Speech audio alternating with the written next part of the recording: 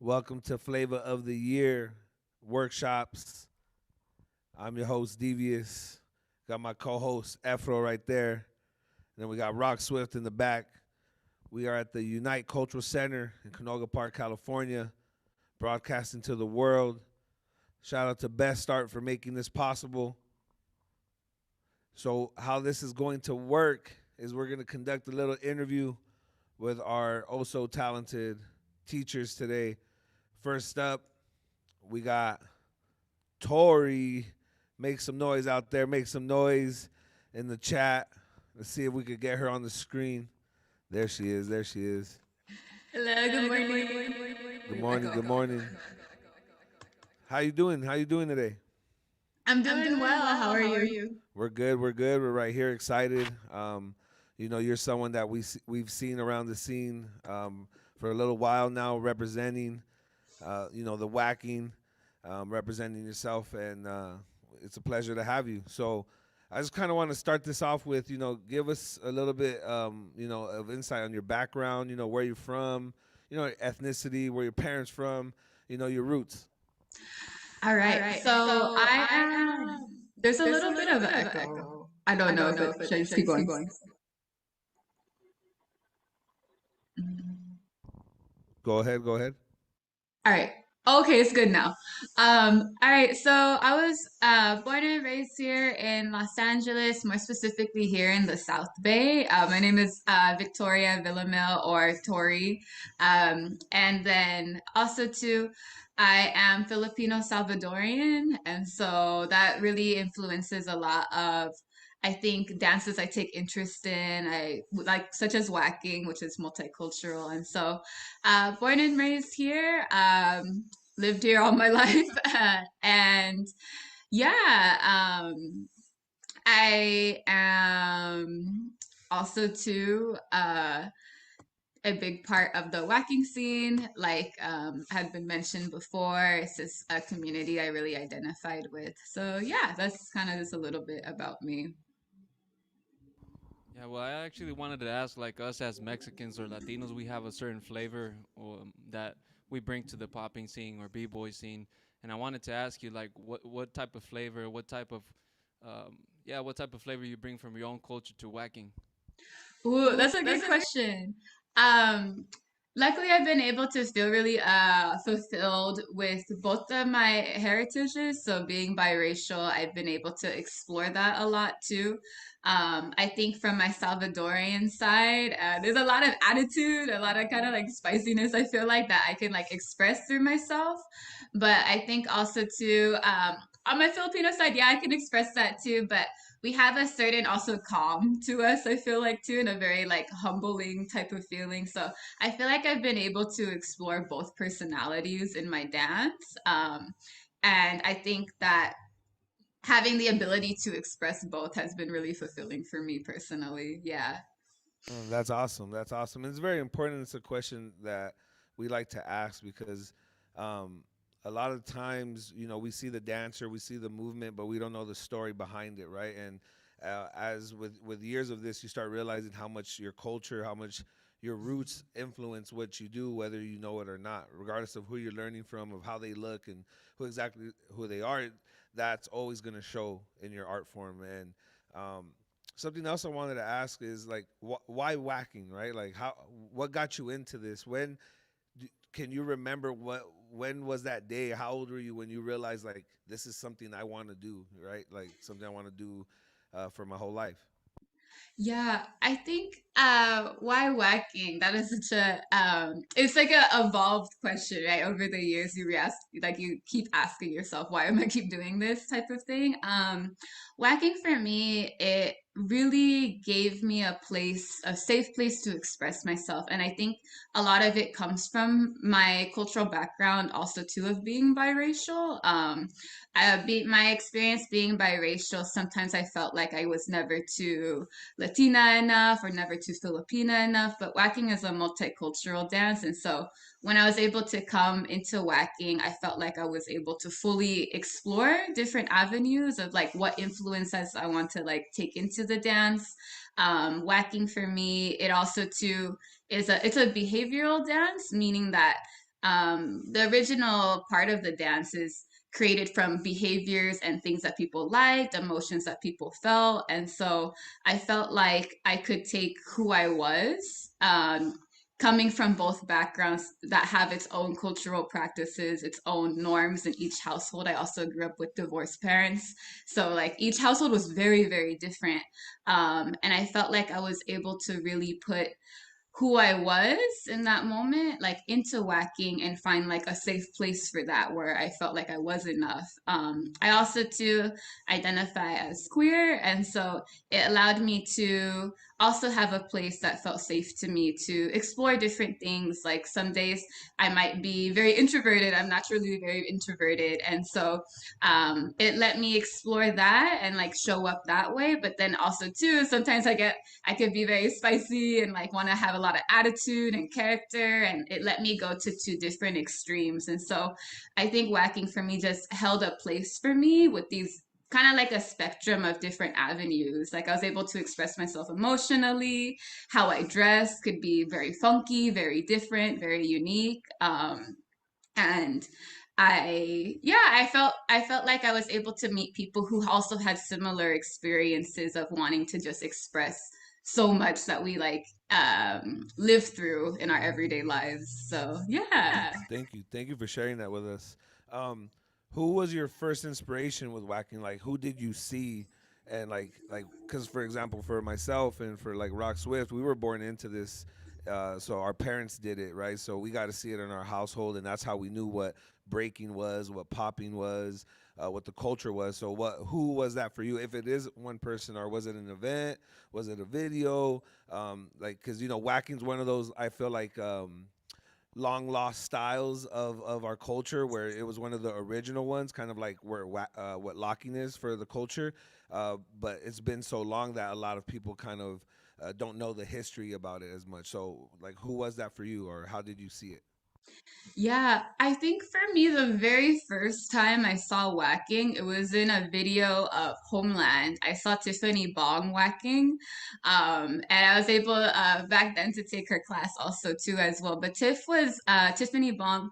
She was one of the first people I saw, and she was just a very powerful woman. She was a whacker, but then she also did locking. She also was breaking. Like she could encompass the femininity and the masculinity, and like she was just so dope and so funky and so free. And I think the first time I saw Tiff, I was just very in awe of like, what is this? And there's I believe there's an event that she hosted. I was blanking out. It was an event that she hosted in San Francisco, and I used to watch the footage a lot. I want to say it might be Whack to the Future, but I know there's another one in New York. But there was a name of an event that she hosted in the Bay, and I would scroll through this event, and I saw people like expressing themselves through a lot of different characters. Some people were superheroes, some people were just so it was so random, it was so out there almost too, that I was like kind of like in awe of just how creative people could be and like express themselves in this art form. I think just to add on to that a little bit more, farther down the line, Recording in progress. there we go. Farther down the line, the next person I felt like who really gave me that same feeling of like just really coming out full fledged was my mentor Lorena Valenzuela, who really, when I saw her dance, it was very loud and it was very like, I'm here and I have something to say. And for me, I started off acting very shy, and so it was complete polar opposite when I saw Lorena, and I was like, okay, I'm kind of intimidated. I also really want to know everything she has to teach me. So that's kind of how it went. Can I ask you something in Spanish? Can I you answer don't back speak in Spanish or no? Spanish. No. No, it's okay. It's okay. I just I actually wanted to ask because every style has certain requirements for the body, or it demands certain more for example, for popping it could be the chest or it could be the knees, and I wanted to ask because I've seen the exercises that you guys do in whacking, like it demands more of the back, right? So I wanted to maybe ask you what type of exercises do you do to straighten the back or just to get better at whacking? Yeah, so in whacking, we tend to use a lot of the back and the shoulder, and even up into the neck, like this back, kind of like our trap area is something that gets really strong. Actually, a lot of whackers, also too with our elbows, just throughout basically our upper cross syndrome, everything from the upper body is like really in high demand in whacking. But whackers are very prone to shoulder injuries and also to elbow injuries. And so a way to combat that too is to really strengthen the middle trap, like lower middle trap. And so a lot of like rowing and pulling is good to prevent injury and whacking long term if you plan to train in this style very long term. These are very common injuries. Also to making sure that you are taking the time to stretch and not just going into a bunch of different arm movements right away. And really stretching that out. Also, too, with the forearm, stretching out the hands, making sure everything's good. It definitely has a lot of similar but very different demand to locking, where we just have a lot of pressure on our upper body often. So it's good to really strengthen our traps and also like our chests, just to make sure we're good to go. Oh, awesome. Thank you for that. And very important information. So, this workshop isn't only, a dance workshop, it's an educational workshop where, we're going to be having this type of dialogue and talking about things like that, like culture, like, how do you work out? What is a proper way to work out and stretch and things of that sort. And a lot of dancers, I feel like they're not thinking of longevity and once you start putting it in that perspective, like, do I want to do this for my whole life? Like when I'm 80, am I going to be able to do this? And that's when you really start putting the importance or emphasis on your stretch, your warm up, your conditioning, and especially where this art form is going, especially with breaking now being in the Olympics. And something that I'm really trying to help people understand is that there's going to be a difference between street dance and dance sport. Street dance and dance sport. We got to start getting familiar with these terms because dance sport is now what breaking falls under, right? And it is going to be different than what we know b-boying or b-girling to be, right? But it's the evolution of it, and it's awesome to see it. And conditioning, working out, it's a big part in our education and our knowledge on those subjects are a lot better than what it once was. So we do got to take advantage of having that knowledge. So we appreciate you sharing that with us. We're not going to take up too much more of your time. I know everyone's ready to dance. We're going to let Tori take it over. She's going to teach your workshops. Make sure to go on YouTube for the full experience because on Instagram it kind of cuts off. So YouTube and Facebook, those are, so you can get the full screen. And we appreciate everyone from around the world who's tuning in. All those little kids out there watching right now, have your ears open. We have a great teacher for y'all. So this is Tori, y'all. Round of applause. Yay! Hi everyone. Devious, do you want me to go until 11 still, or do you want me to go till 11:30? How do you feel? Oh wait, I can't hear you. Sorry, you're on mute. Check, check. Can you hear me now? Yeah. Yeah. All right. Yeah, I say we go to 11:20, and that'll be fine. Okay, yeah, that sounds good. All right. Thank you. All right, thank you so much. Hello, everyone, and everyone tuning in. I see everyone on Zoom. I see some familiar names also too. Hi, Mariana. Hi, everyone. Hi, AD. Oh, nice haircut. So we're gonna hop right into it because I have a lot that I really want to share, and I talk a lot also too. So we want to make sure we can get through as much as possible. Hi, Anne. Hello, everyone. And so, yeah, again, whacking is a dance. I wanted to trail back just a little bit as I'm getting started. So, this dance is called punking. You'll see whacking with an H and whacking with a double A.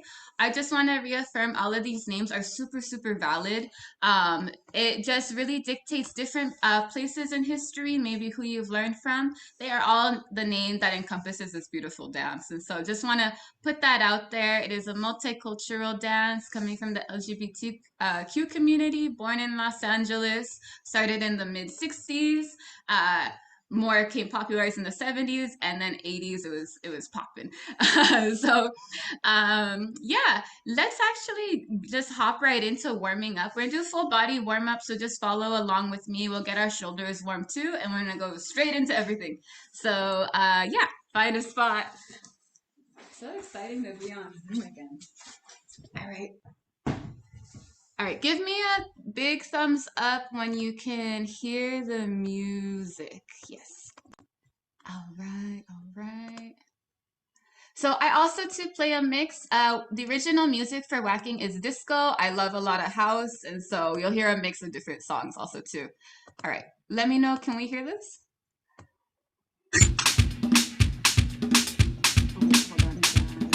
Yeah. Okay. Awesome.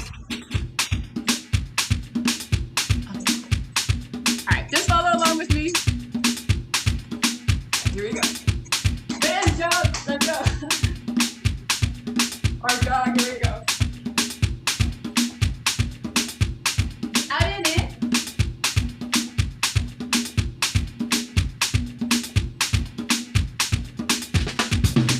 And to step it out, try to find like some feeling, some joy. If you want to wiggle your head, you can. Two-step, you can use your shoulders also too, or your hips. Nice. Push forward. 1, 2, 3, 4.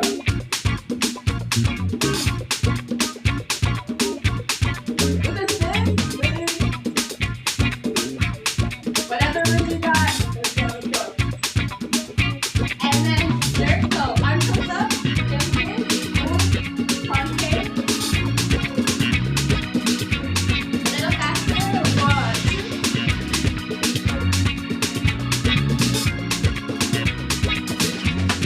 Alright, let's just step it out.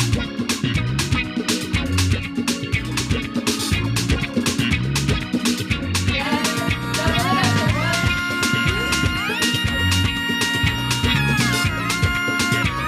2.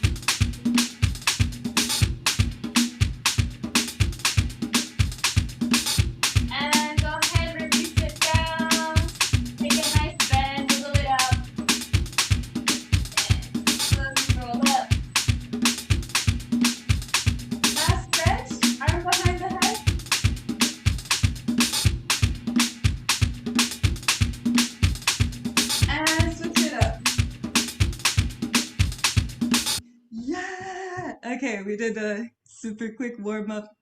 Give me 1 second. All right, and you can release it down. Okay, cool. So we're going to hop right into our next thing. Are we feeling warm? For those of you who, what's it called? Okay, awesome.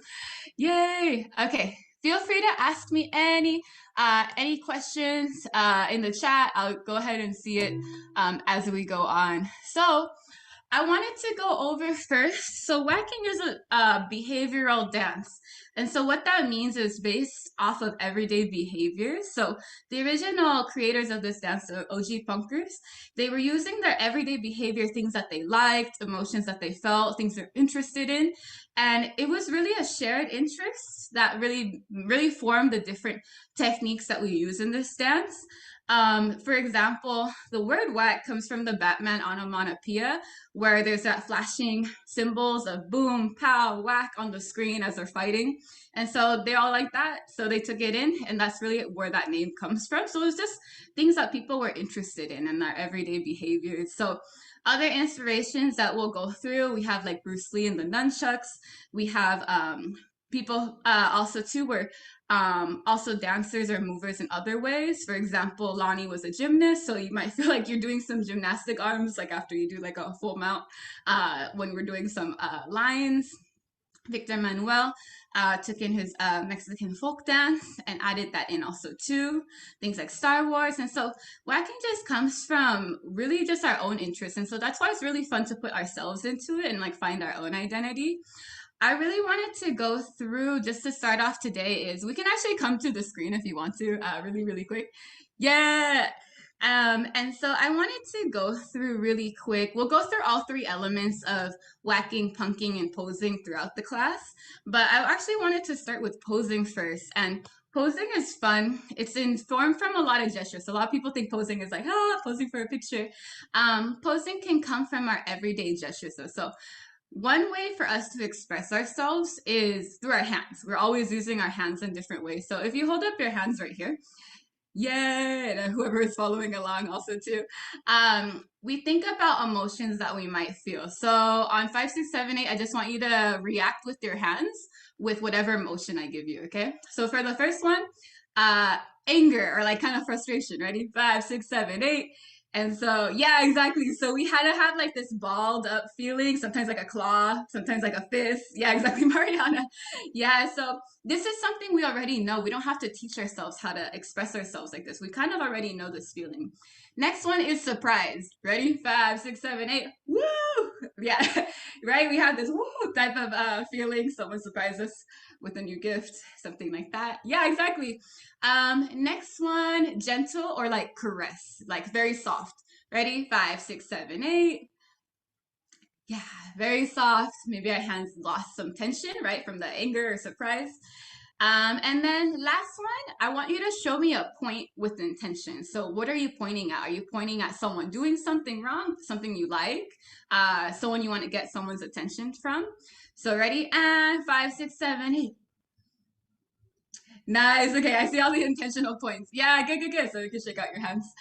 Yeah, and so whacking, when we talk about posing, we are informing our everyday feelings and gestures and just kind of expanding on it. So we just started with our hands. Now we can move it to our maybe like the middle of our body and then fully expanding out what is this in like a big term, right? We're expanding from what we already know. So let's go over just a really quick posing phrase. So we could stand up in our spots where we're at. So let's just go through some posing. So let's start out with surprise. We'll start out with surprise. We will go from, we'll just start out big for today. We'll go right into big. So surprise, we're like surprise hands. What? Something happened. So we'll pose every 4 and every 5. So 1, 2, 3, 4, switch 5, 6, 7, 8. So first one is surprise. Let's just explore that. So ready? And 5, 6, 7, 8. Pose 1, 2, 3, 4, and 5, 6, 7, 8. You're surprised. 2, 3, 4, 5, 6, 7, 8. Nice. And you can also too make those feelings come to life with your face, like wow. It kind of helps out too because you're connecting everything. Next one, let's do gentle. Something very soft, something very gentle. I like to think about, you know, like when you pet like a cat, like you can't like pat them. They kind of have to be very soft. So you want to try to apply that feeling, or like touching like velvet or like some sort of silk also too. Let's try that same exact thing. 5, 6, 7, 8, and soft. 2, 3, 4, and soft. 6, 7, 8, super gentle. 2, 3, 4, and 5, 6, 7, 8. Nice. Good job. Yeah, good job, good job. Okay, so now what we're going to do, let's just practice it with music. We're going to zoom right through this because definitely I want to get to more techniques. We'll just practice to music like super, super fast. Yeah, let's do it. Okay. Do, do, do. We'll do the same exact thing. Actually, so here's what we'll do. We'll go for 4 counts and then we'll go for 2 counts. So let's actually try that. So 1, 2, 3, 4, 5, 6, 7, 8. 1, 2, 1, 2, 1, 2, 1, 2. We'll do 2 8 counts of each. So 1, 2, 3, 4, 5, 6, 7, 8. 2, 2, 3, 4, 5, 6, 7, 8. Then 1, 2, 3, 4, 5, 6, 7, 8. And again. Yeah, here we go. Practice. So now go ahead and maybe check in with yourself really quick. How are you feeling? Are you feeling sassy today? Feeling cold? I'm kind of cold today. And let that come to life. Or if there's something else you want to explore, any type of posing or emotions. Yeah, if you want to be super like reach out to everything, you can do that also too. So here we go. 4 and then 2. 2 8 counts each. 5, 6, 7, 8. Posing 1, 2, 3, 4, and switch. 6, 7 again. 1, 2, 3, 4, and switch. 6, 7. Here we go. And 1, 2, 1, 2, 1, 2, 1, 2. Keep it going. 2, 1, 2, 1, 2, 1, 2. Yeah. Okay. With music. Here we go. Here we go. Super quick posing lesson.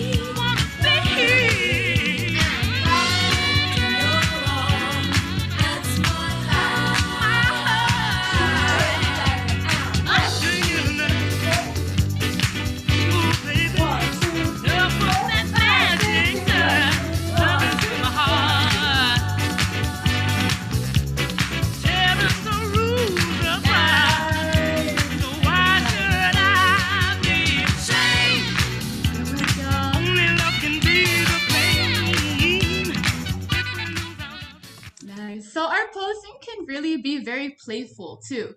We can really take the time to start exploring. Also too, in your own time, there's like a little practice homework, is if you have an emotion, say like even out here, what else can you do that so that you can also explain this feeling in another way? Do you take it to the side? Do you take it down? There's a lot more to explore, so you don't have to hop from feeling to feeling all the time too. You can try to find what else is there to explain what I'm trying to say. Yeah, put that in your pocket. Take it with you. Okay, we are jumping to next technique. So we are going to go through lines and overheads. And lines and overheads are a part of the whacking element, so the arm element of this dance. Now, a lot of times when we're doing whacking, sometimes the intention of what we're trying to do can get very lost. The more and more we learn all these different techniques, suddenly we're going everywhere and we're like, I don't know what I feel. So we're gonna add a feeling to our training right now. And so what we'll do first is let's go over some lines. So coming back up, I know we're going up and down, but this is going to be our home base right here. It's right in front of this chest muscle. And when we shoot our arms out for a line, I'm just gonna come close just so you can see. There's a couple of things we want to keep in mind. First off, we want to keep our neck super tall. So if we have like a couch potato posture, try to pull it up and out super nice and tall. Now we want to make sure that things are in alignment too. So we're squeezing, kind of pulling back, almost like in a ballet situation. We pull back those shoulders. We want to make sure our shoulders are pushed down so we're not up here, pushing down. See all that space I create just by pushing my shoulders down and back. From here, also too, if you have double jointed arms, I do personally, want to make sure we have a nice slight bend, but not too bent in the elbow. And we're shooting this kind of straight yoga pose, active posing line out through here like a laser beam. One straight line through that middle finger, yeah, and that's gonna give us our line. Sometimes we can lose feeling in our line, so make sure we're shooting it out. Now with our hands, it's just like the posing, so you can train lines in different ways. You could use a closed fist. Some people like to use a pointer finger. Some people, I like to often use just emphasis on my middle finger. It just gives it that little kind of elegant look to it. And it's whatever you like. I encourage you to pick maybe one of those to train with today. Fist, pointer finger, or middle finger. Some people like 2 fingers, some people like a knuckle. But set it for today. Just maybe pick one. Okay, so for our lines, we shoot it straight out, keeping it nice and tall. What we're going to do is put just a little combo today together. Now, let me teach it to you first, and then we'll add a feeling or intention after. So from here, all we're gonna do is come stepping out with our foot too and add a little dance element to it. We're gonna step out 45, so keeping those shoulders down. Stepping out 1, come back 2, switch it up 3, 4, take it up diagonal 5, in 6, and 7, 8. Yeah, so 5, 6, 7, and we got 1, 2, 3, 4, 5, 6, down 7, 8. So now what we're going to do, we're actually going to double up our lines. Now what we're going to do is we're going to travel a bit. I think we all have some space. If you don't have space, you can make this small too. We're going to double up our lines and travel. So now we're going to step to the side diagonal in diagonal. So we're meeting the same line where it's at. We step 1, 2, 3, 4. Take it to the other side, 5, 6, 7, 8. We're going to take it to the front, forward, forward, and last one, we're going to take it back, back, and back. Oh. Yes. Let's go from the top. So 5, 6, 7, and we got 1, 2, 3, 4. Take it up and down, and we go side, and switch, to the front, and back, back. Boom. Okay. Just gonna add one more part. We're actually doing the same lines, but we're gonna switch up our intention, especially with the legs. As we take it back and back, we're gonna go now half tempo, but just sticking in place. So we went back and back, boom. Now we go half tempo. 1 and 2 and 3 and 4, 5 and 6 and 7 and 8. And stop. Yes. From the top, and I'm gonna add just a little intention on top of it, a little sprinkle. So 5, 6, 7, 8. We got 1 and 2, 3, 4. To the side, 1, 2, 3, 4, and switch. To the front, to the back. Here we go. And 1 and 2 and 3 and 4. Bum, bum, boom, ha. Yes. Okay, how are we feeling with that? I can just see them. So, okay, cool. So what we're gonna do now is I want you to think about our lines as a way of maybe showcasing our intentions through the texture that we do it. So for the first ones, I want you to think about, do I want to strike with my movement right now, or am I just placing and like maybe showcasing who I am? For example, so all of these lines can be very, very powerful, but they can also be place, place, place, place, and it's a different intention. So as whackers, we can start to think about what am I trying to say with my vocabulary, so that we're not just going, but we have boom. I want to be strong, strong, soft, down. Like you can start giving it more dimension. So for this first one, think about maybe what you personally want to do. I would say now for the second one, it's kind of more groovy. We're traveling with it, so soften it up, groove it up, groove it out, and groove it out, groove it out. And for that last one, we're gonna really try to emphasize on that strike, okay? Whack is to strike with force, so we have to train that too. This is really hit, like hitting a wall.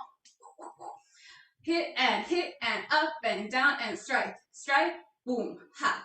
And when we're striking, it helps to hold the chest and really kind of tighten this back and muscles so we can really go pow, pow, pow. Another way to express yourself in this little vocabulary is, what are my legs doing in this intention? Am I tapping like ballroom or like kind of like a salsa feel? Am I bouncing? Because you could do this too, bounce, bounce, up, down. So thinking about all of these, I know it's a lot. Just follow along with music. But yeah, we're gonna go through this little combo and then yeah, we'll keep it rolling. We'll have a phrase at the end of class. We'll culminate everything. All right, here we go. Here we go.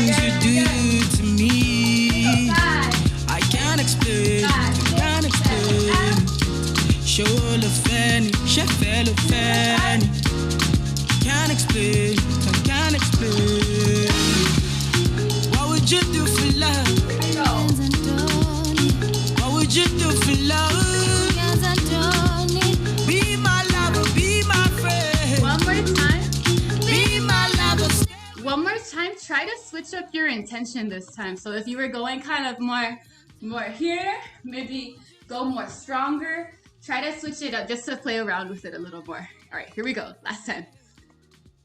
Be my lover, stay with me. Yeah, ole, ole, ole, five, six,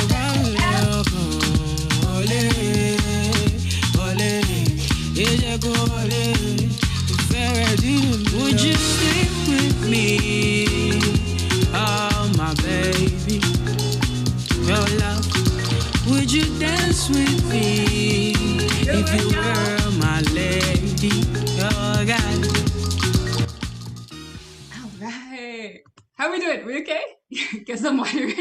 Yeah. It's like, wow. Little quick homework tip, or whatever you want to take. You can do this whole phrase with just one arm. Just so you can take it home with you. You can do everything that we did. Bum, bum, bum, bum, up, down, and out, and a switch. See how it changes up how you feel? You can always do. Lines are just, as we call it, straight through different positions. Yeah. Okay. We are moving right along. Okay, we're good on time. We are jumping to overheads. All right, so overheads are created from the OG punker Tinker Toy, who was mimicking Bruce Lee and the nunchucks. So if we think about, do I have a little band? That'd be fun. Aha, we'll use this. Improvise. So when we have, what's it called? When we're thinking about a nunchuck, you have a resistance in between. And so Tinker Toy was mimicking it. And so as it comes up and over, there's like a band in between each part of what we're doing. And so there's a lot of mimicry here. even crossing, it's good to think about that practice of actually having that fabric in between. Oh, sorry, that nunchuck in between, or you could use fabric. And so you can think about the overheads as like whipping fabric around. It's really fun to do if you have like a jacket or a scarf to whip around. Yeah, use your inspiration. And you can even try to imagine as I'm doing this, if I had fabric, it would have that delay to it too, where it's like whipping back. It has that kind of really beautiful looking fabric to it. Oh, I'm gonna let Barney in. Okay. So with our overhead, You're getting a lot of flame emojis on IG and YouTube right oh, now. Keep it going. Thank you for letting me know. And so with our overheads, what we're going to do is overheads exactly how it sounds, over the head. Boom. And we want to try as much as possible to get to what's it called? The nape of our neck. It's going to depend on your flexibility of your shoulders, whether your shoulders are down here or up here. But really try to push for up here because over time you get a nice clean picture. Versus maybe down here, it's a little bit weaker from the side. So really try to push, boom. And with our overheads too, you can hold the placement of your elbow to come front, back, front, back. So we're just going to practice just a quick phrase. Same thing here. With our overheads, are we maybe showcasing our face so it's a little bit more gentle? Are we pow, pow? Are we striking with it? But let's just do a quick little combo. So we're just gonna have slow tempo, really enjoy each part of this movement. So coming 1, 2, 3, 4. From here we go double tempo. 5 and 6 and 7 and 8 and. Good. Again. 5, 6, 7, 8. Going 1, 2, 3, 4, 5 and 6 and 7 and 8 and. Yes. Now we're gonna add just a little bit more. So from here, we're gonna work with our circle overhead, which is inspired from like folklorical, using a cloth to, what's it called, play with. And so from here, pretend we have a cloth. We're gonna draw it around the head like a nice little circle and come back to the center. Yeah. So what we're going to do, same exact thing. We're gonna go 1, 2, 3, 4, 5 and 6 and 7 and 8 and. So double time. Same thing other way. We draw the circle. 1, 2, 3, 4, 5 and 6 and 7 and 8 and. Just to end off our combo new stretch, we'll go back to the first one. So we'll go regular, double tempo, circle. I'm not gonna say right or left, just go whichever you feel, or what's it called, following along. Circle, double tempo, back to regular. Boom, boom, boom, boom, da da da da da da. Yes. Go ahead and just follow along with me, and because I have one more technique I want to teach before we put everything together. What would you do for love? What would you do for love? What would you do for love? Be my lover, be my friend. Be my lover, stay with me. Yeah. What would you do for love? What would you do for love? Be my lover, be my friend. Be my lover, stay with me. Yeah.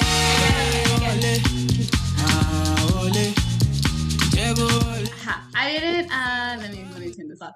I didn't set this, but just so we have something, because we don't want to just be lazy with my technique. Go ahead and set a position that feels good to you. So with the bottom half of your body, we're just gonna stay still, but you can have your legs here. Is what they call these arms. Legs here. It could be open to the side. You can really play with it, however you're feeling. Legs together. Try to be intentional with that. I felt my posture kind of going, so I was like, let me set this right now. All right, let's go again. 2 more times, then we'll move on. Be my lover, be my friend. Be my lover, stay with me. Yeah. What would you do for love? What would you do for love? Be my lover, be my friend. Be my lover, stay with me. Yeah. Change it up, change it up. 5, 6,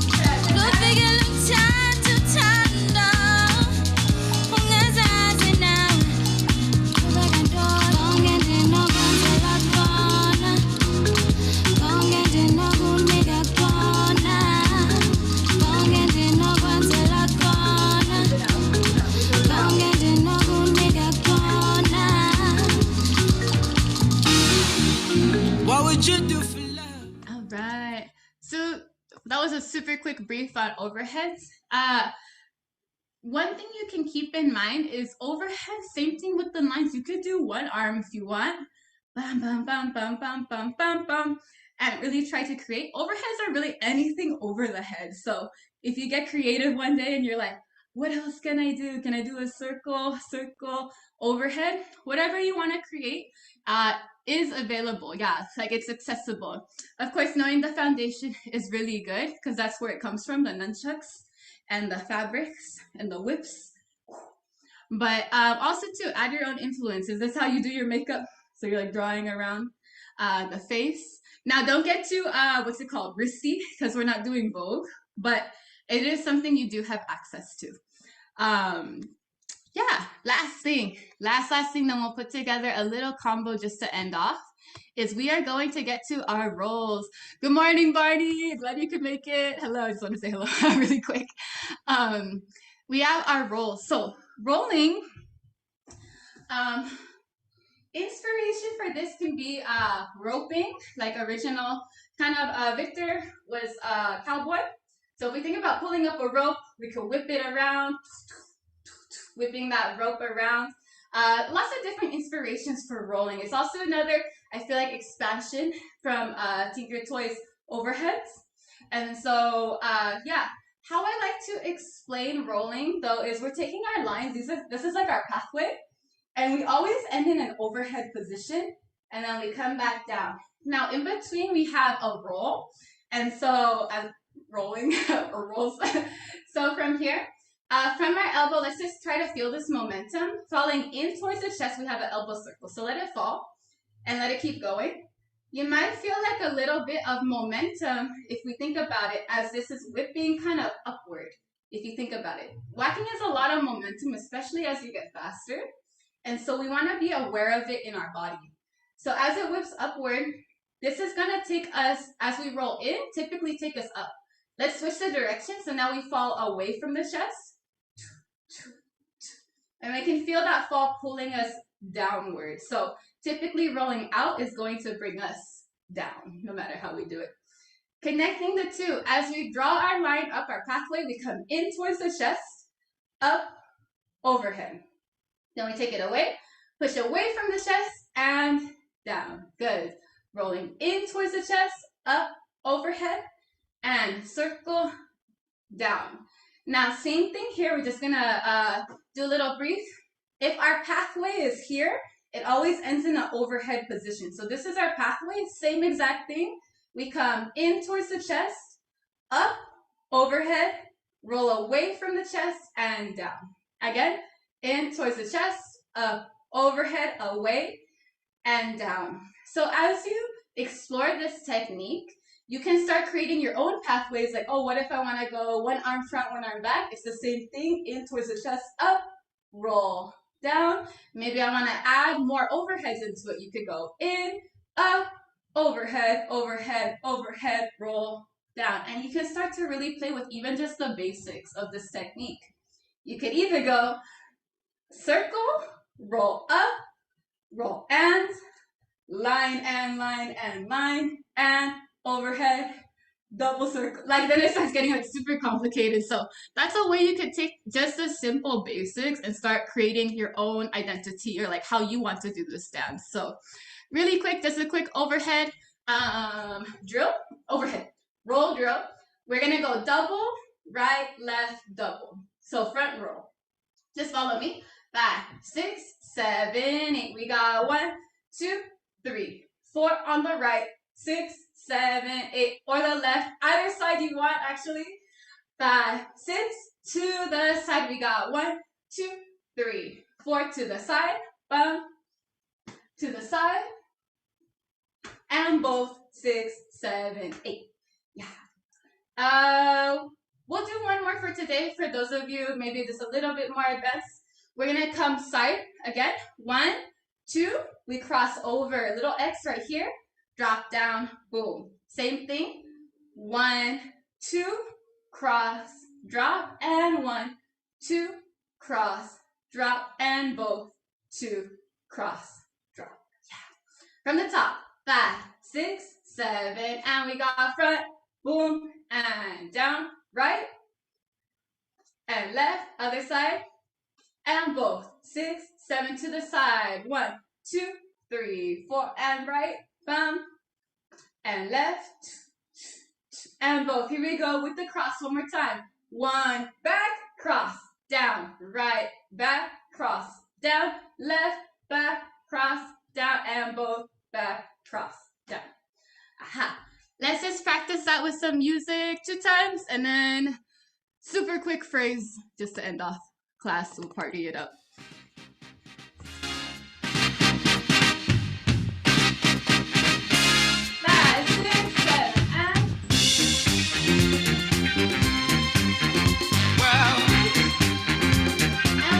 Got to tell you that you can't hide from yourself. No, everywhere you go, see, there you are. The truth is a light shining within. When you look in the mirror, do you see a foe or a friend? And now, hold on out, but one day you're gonna break down and let it all out. See that you can't hide from yourself. No. I just got to say that you can't hide no.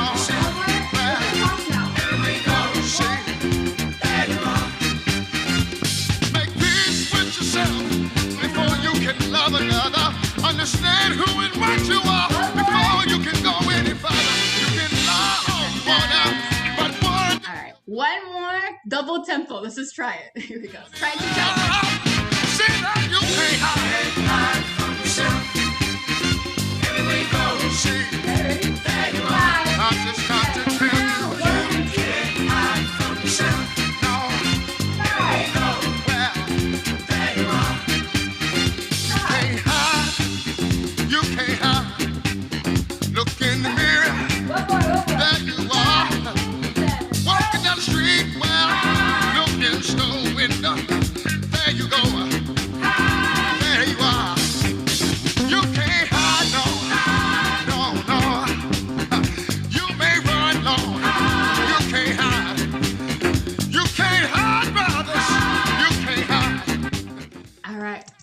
All right. Okay, super quick. We're gonna put it all together in just a really quick phrase. I keep saying quick, but that's what we're gonna do. We went over posing, whacking the arm element, and we didn't go over punking in depth, but I just want to do a little quick brief. Punking is really our own personal feeling and expression, and so we're just adding that into this dance. So we've already been punking this whole time by creating different intentions with our dance, because no one can tell you how to be you. So in your own body, listen to it, what it wants to do. And that is really what the essence of what punking is. It's really just liberating yourself, being who you are, living in your authenticity. So we didn't go too far over it, but no, we've been doing it the whole time.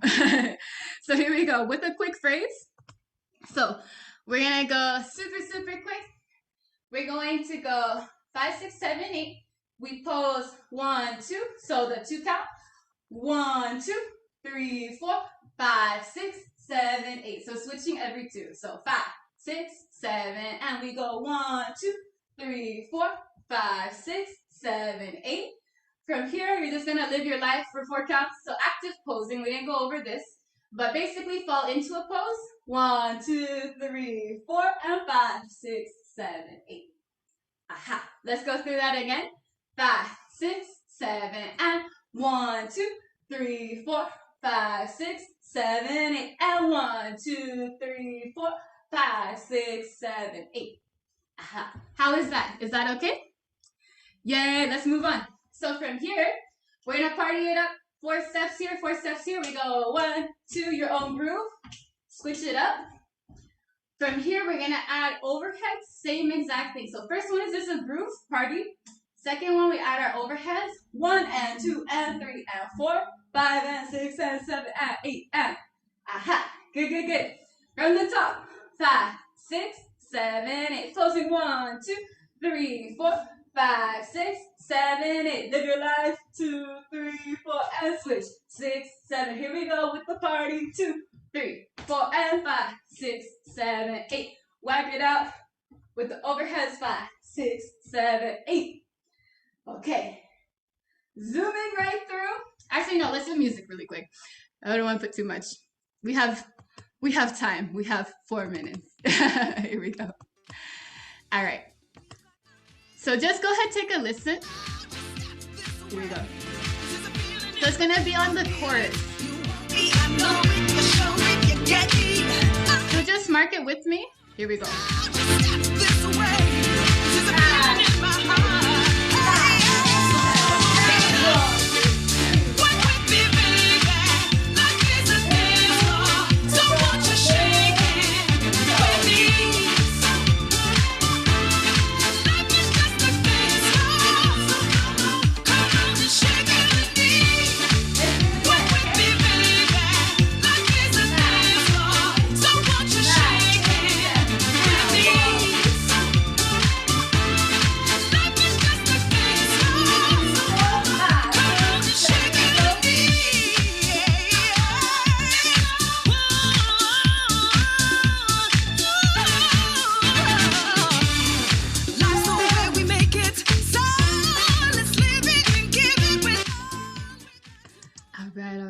How was that? Is that okay?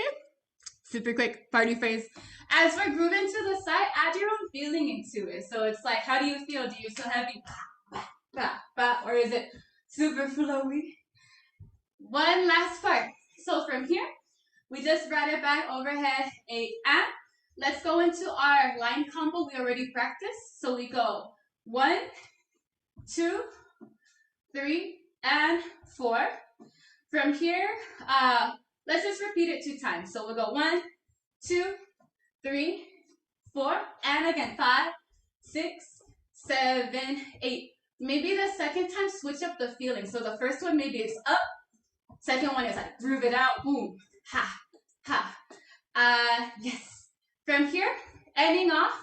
Let's just go ahead. We'll go with our circle roll. We will go out 1, 2.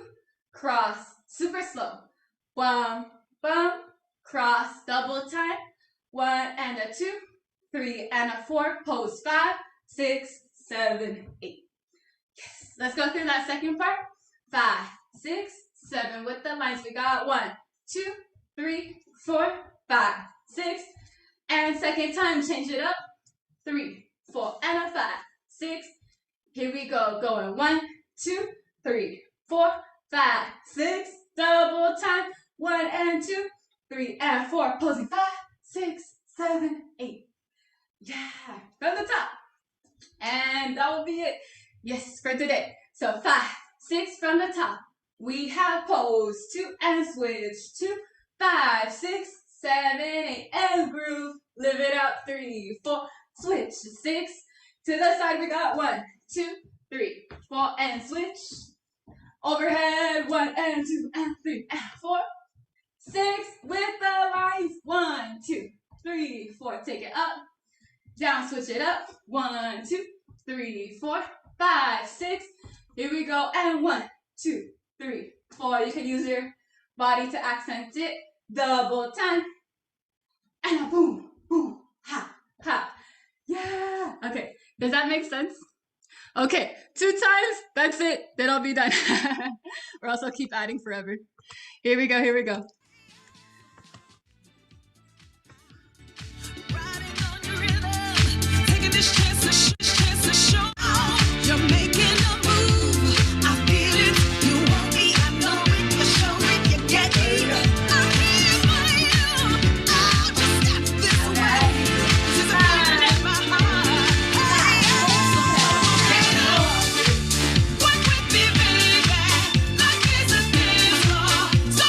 Shake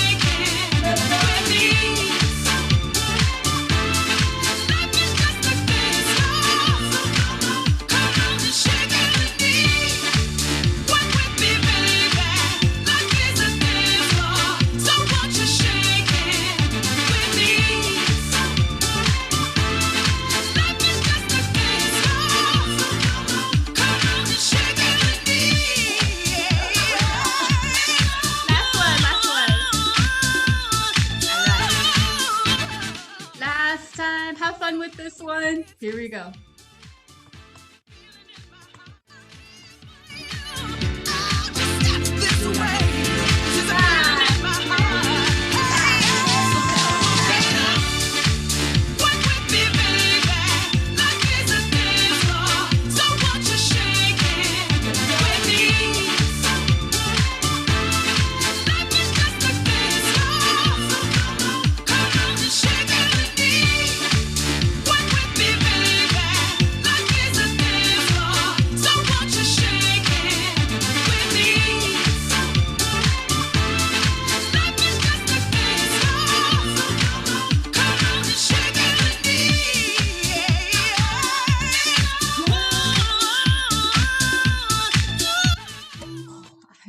Worked out. Thank you all for taking my class. I super appreciate it. Please feel free to reach out to me on social media if you have any more questions or anything like that. Yeah, thank you so much, Great Winators, for having me. Always a pleasure. Thank you. Yeah, thank you so much. True professional. Right on time. Once again, we appreciate your time, your energy. Thank you so much. I know that you guys host sessions, right? Was it Sundays? Yeah, so we host me and my friends who are also part of the Locking and Hustle community. We started this thing called Soulful Sundays LA, and it's a session at Echo Park. That has been happening, I think, every other Sunday. Is completely free. Some of our community members, including myself, will teach free classes, so please feel free to stop by. This weekend, we're having a holiday party. We're going to take a break and then be back in the new year, but it's Soulful Sundays LA. Yeah. Awesome. No, I wanted to make sure to get that out there. I've been seeing, those posts on social media, and it's amazing, that what y'all doing, helping grow the community. And thank you so much, everyone. This was just a little sample, of what she teaches. Please go take the classes. Go take everything that she has to offer. Follow her on social media. Once again, Tori, thank you so much. Let's do a round of applause for her one more time. Thank you so much. All right, next up, we got the world famous Mary Poppins in the house. Round of applause real quick.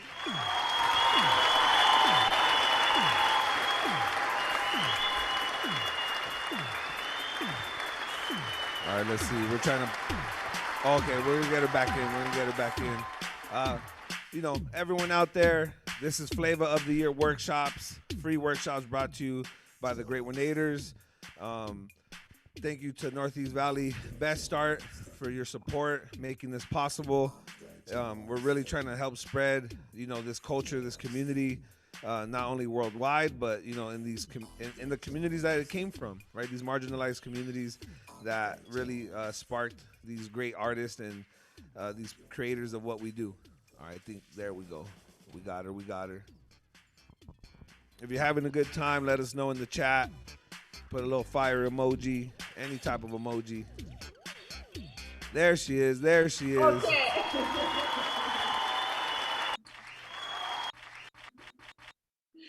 I'm sorry, guys. I had a little problem with Zoom, so.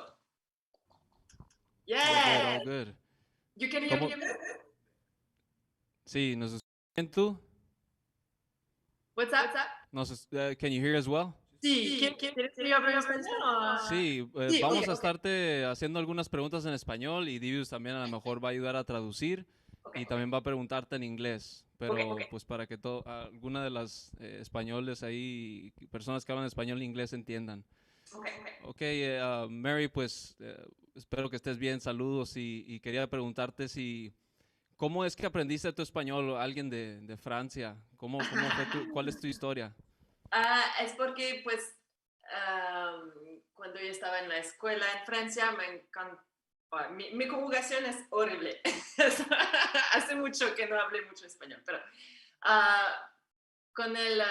cuando me fui al colegio en los Estados Unidos, quería hacer mi maestría en México porque yo quería hablar español. Y he hecho mi maestría en Guadalajara, en México. Y Dope. That's dope that you're able to, what out of all the countries, right? Like like you're saying, you came out here and then you wanted to learn Spanish, and you said you did your masters over there in Mexico. Why Mexico of all places, right? You could have picked any other place in South America, right? Like, Ah, ¿quieres que yo sigo en español o en dos inglés? puedes hablar en los dos. It's gonna be Okay. bilingual. So English, Spanish, we'll mix it up. Okay, voy a seguir en español un poquito. And you can Ah, switch that Spanglish. what's that? No, I was saying that as soon as you're struggling, you could just switch to English Okay, and speak yeah. Spanglish. That's what I do. That's what I do. México porque no sé.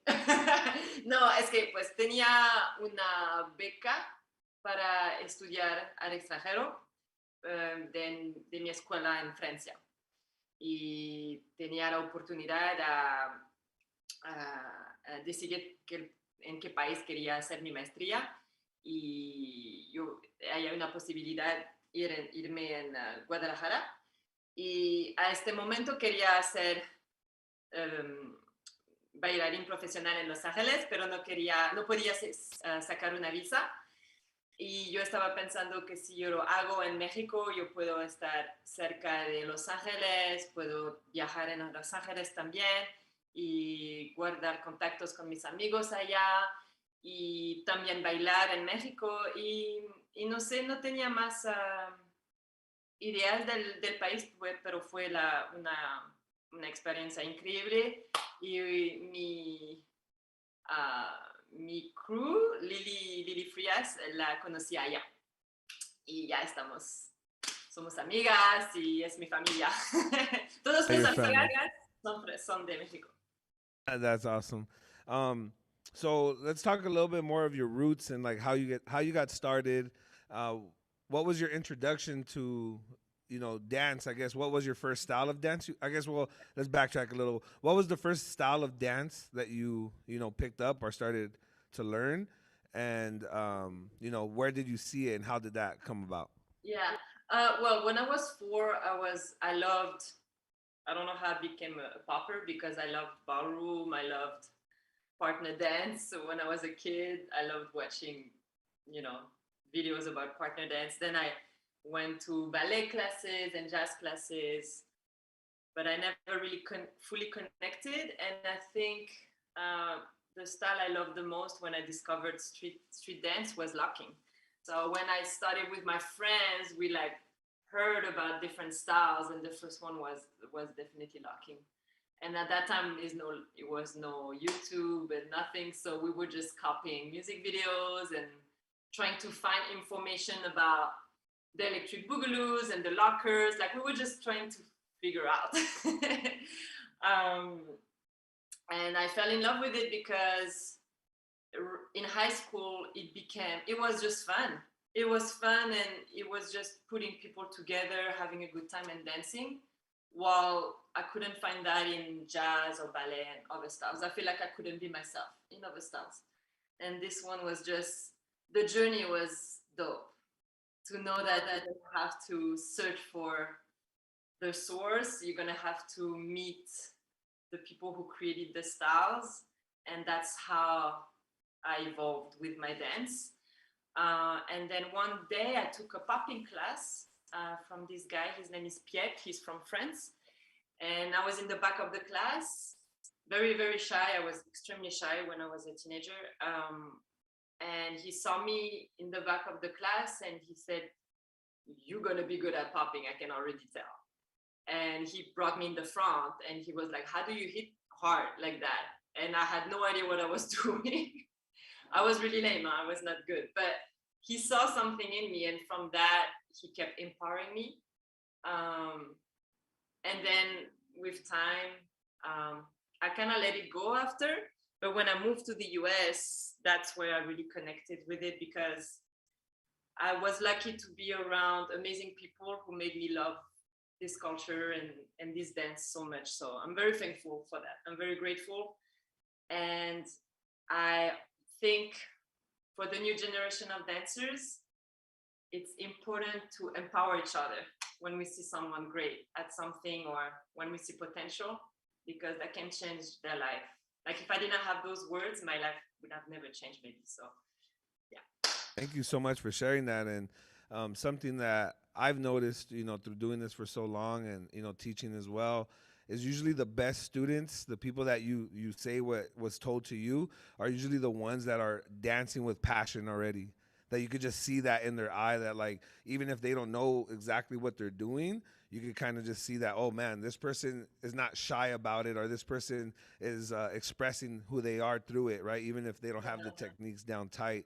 And that's what I've always known of you, to be a passionate dancer. You could always see it in what you're doing. There's a lot of heart in it.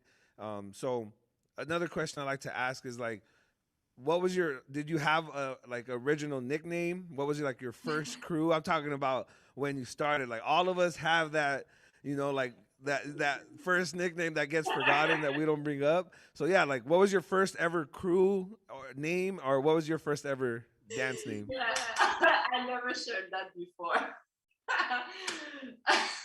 Okay, so my first crew ever was called the Super Loca because we were girls and we had one teacher. He was teaching us locking, so Super Loca. It was cool actually. It was dope. But yeah, it was the first my first crew, right? Where were we? Was this in Mexico? No, it was in France. It was But Super Loca. the Super Loca. Okay, dope. Shout out to the Super Loca. We all like past 30 years old now. It was so long ago. And I'm laughing because now it comes back my first nickname. One of my best friends, she would call me Queen Mama. But the Queen Ma or Queen Mama, and then it was a joke, and it didn't make the cut. No, that's tight.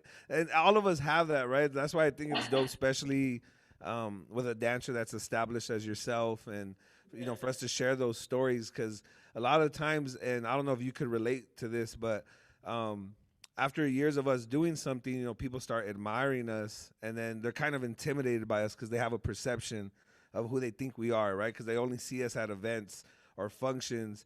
But when we start sharing these type of stories and showing that, we all kind of had a similar beginning in sense of like, our first nickname, our first crew, being shy about it, being a little nervous about something. And it just kind of humanizes us more because, whether we know it or not, we are in a position of power, and there's so many people who look up to us, whether they're younger, older, or the same age.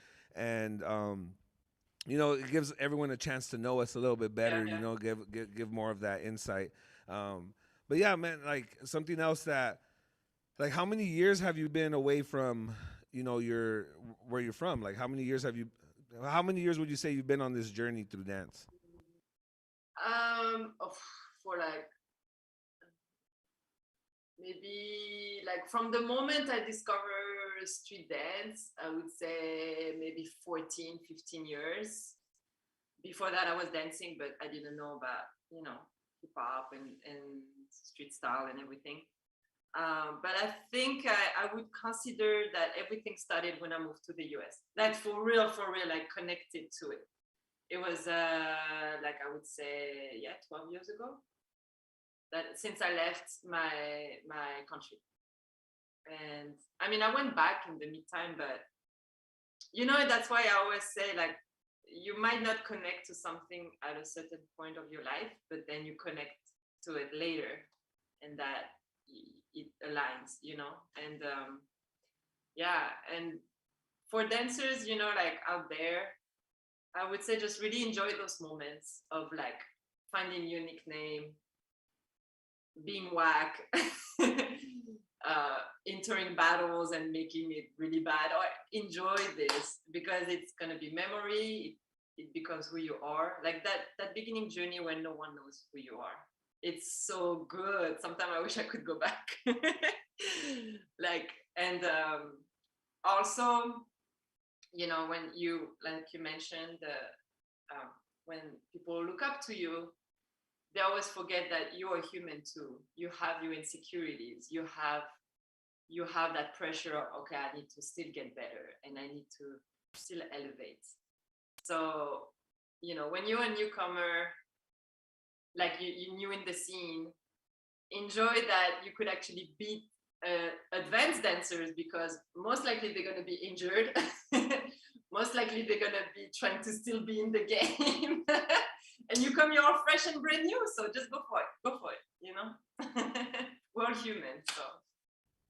Sí, sí, gracias por compartir eso. Y de hecho yo te quería preguntar, como has estado en proyectos muy grandes, quería preguntarte qué tipo de preparación física tienes que tener o has seguido teniendo a lo largo de estos años y con lesiones y cómo te has cuidado, pues, ¿no? ¿Cómo podrías a lo mejor decir cómo se ve tu rutina o tus rutinas para poder entrenar? Sí, sabes, buena pregunta. Pues de hecho me lastimé la rodilla, ahorita es por eso que no puedo bailar mañana en tu batalla. Me lastimé el MCL y me doy cuenta que tengo que tener más cuidado de mi cuerpo, y cuando empecé yo no estaba con cuidado con mi cuerpo, y muchos poppers y muchos no vamos en el club y bailamos sin estirar, sin hacer nada, y es así que te puede lastimar. Y es mi consejo para las nuevas generación de bailarines. No importa el estilo de baile que haces, tienes que cuidar con tu cuerpo. Ahorita yo hago mucho yoga, pero me encanta el deporte desde que estoy chiquita, desde que soy una niña. Yo voy a correr y más como fitness, pero tiene que consider, tiene que hacer como si eres Considerar. atleta.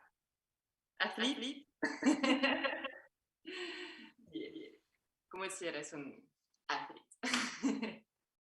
Ok, sí, y pues es como un consejo para todos los que van empezando, ¿no? Porque como dices, en el popping se da mucho eso de que nos metemos luego al cypher sin estirar y sin hacer nada, ¿no? Además de yoga y estas cosas que dices de otros deportes, ¿qué son algunas cosas que podría recomendar que la gente haga, además de estiramiento, algo extra, no sé, respiración? Cuando tenía 18 yo estaba haciendo capoeira como un año y medio. Y la capoeira, pienso que es muy, ayuda mucho, porque te va a ayudar a aprender una otra cultura también, y aprender movimientos que van a ayudar a tu cuerpo a ser fuerte.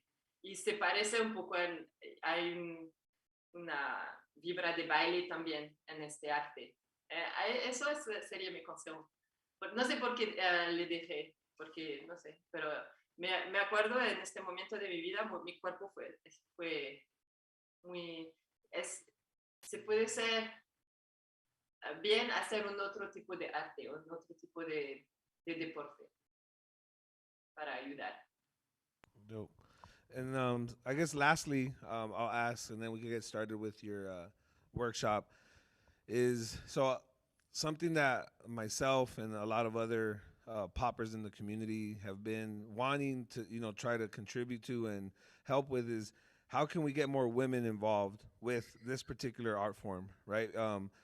As a woman yourself, like what are some things that we could do as a community to make it more welcoming and to create an environment that that people who are not involved usually with it, because popping is one of those dance styles that's like a male dominated style where it's a lot of men who are doing it. Of course there's a lot of women, but in comparison there's a lot more men doing it.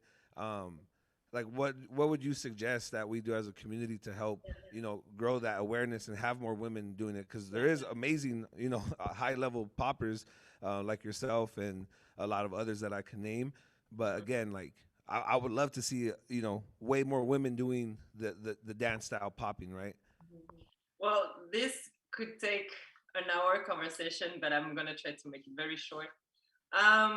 To my experience, and when I started, so I never saw myself as just a female dancer, but I saw myself as a dancer. So when I started training with Slim and all the amazing dancers. I never been like, okay, as a girl, I need to do this and this. No, I was like, I'm taking the info and I'm gonna be as great as I can. So it should be like that. And I tell women, it starts with you first by just don't defeat yourself. And I catch myself sometimes when I do it. You defeat yourself as a woman, and I think it's a society thing to where once you're in a battle or you're in a cipher and you see a guy like doing an incredible move, we feel like, oh, I don't know if I'm good enough. There is a moment where you dim your own lights and you self-sabotage. And I see it a lot in women doing that, especially when they reach the semifinals or finals. And then you have also the women who like push through, and then it's on another level, you know, you have crazy rounds. So the first thing is within ourselves to beat that, to talk between women also about that, like, hey, I feel like I always like defeat myself in that moment. Try to see it, try to catch it, like, oh, I'm self-sabotaging right now. How can I overcome that? Because through society, since it's like that, you know, how the society is shaped, we need to overcome that. So we need to identify it and then overcome. So that's for my ladies here. It's about empowerment between women too. And when I say empowerment between women, it's not about only, it can be only one. It can be only one, right? It can be only one female popper. It cannot be two, right? It cannot be 10. But it's also between female organization and female collective. So I invite female collective to support each other as well, because it doesn't have to be only one female collective. It doesn't have to be only one female popper. Only one, you know, it's beyond that, you know. So yeah, that's another thing. It's about that support, because guys love to be like, ooh, but this one, she's better than this one. You know, that comparison, like Nicki Minaj versus Cardi B type of situation, you know? So this, we need to erase that. And now to my gentlemen, how to make it better. Well, so many things I know I have to teach, but that question is wide. When you organize an event, make sure to consider like, hey, can we put at least one woman in the panel, in the judge panel? Can we put two? Why we have to put only one? We can put two. How about three? It could be three female judges, you know? It could be Angel, it could be Dasi and Sumi, you know? So many names I can give you like that. So anytime you don't know who to bring, just ask, and you will find so many girls who put so much work in that scene, you know? Otherwise we get demotivated, you know? It could be a female speaker, a female host. Comfort is amazing, for example. A female DJ, you know, Juliette Mendoza, for example, or from France. Forgot. DJ from France. Shit. I forgot. Anyway, it's just, I think things like that will make a huge difference, because then it's beyond. Oh, and also like we need more female music producers, you know, like Shashu, but a woman, you know, why not? I think this will make a huge change. And what else? I would also invite men in this scene to not feel offended when we bring the subject. Because to be honest, with me, whenever I bring the subject, I've been in situations where people take it a little bit offensive. Like I'm trying to be like, hey, where my ladies at? I just say that, where my ladies at? And it's like already offensive. Like, yeah, well, Marie, why are you not supporting me? And it's not about support. It's just from an outside point of view, you know, like keeping the discussion open. And for example, I was really happy you got, for example, three girls teaching the workshops. I think that was great. Yeah, that's it. Thank you. And that's why, you know, we want to create this dialogue and talk about these subjects, because it is something, since it's not talked about so often, that people do get defensive of, right? Instead of it being a conversation, they kind of feel like it's an attack.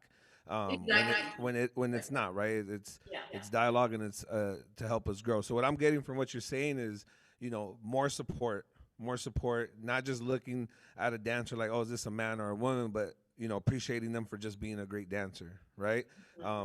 Which we totally agree with, and it's something that we definitely try to preach. And obviously, we are men, and we also try to teach the next ones coming up, how to behave and how to think that way as well. Because as the great Winators, and there's several women that could tell you, like, we've tried multiple times to get all women judges for our big events, not just like a women's edition event, but our general events, even freestyle sessions. We try to get all women judges.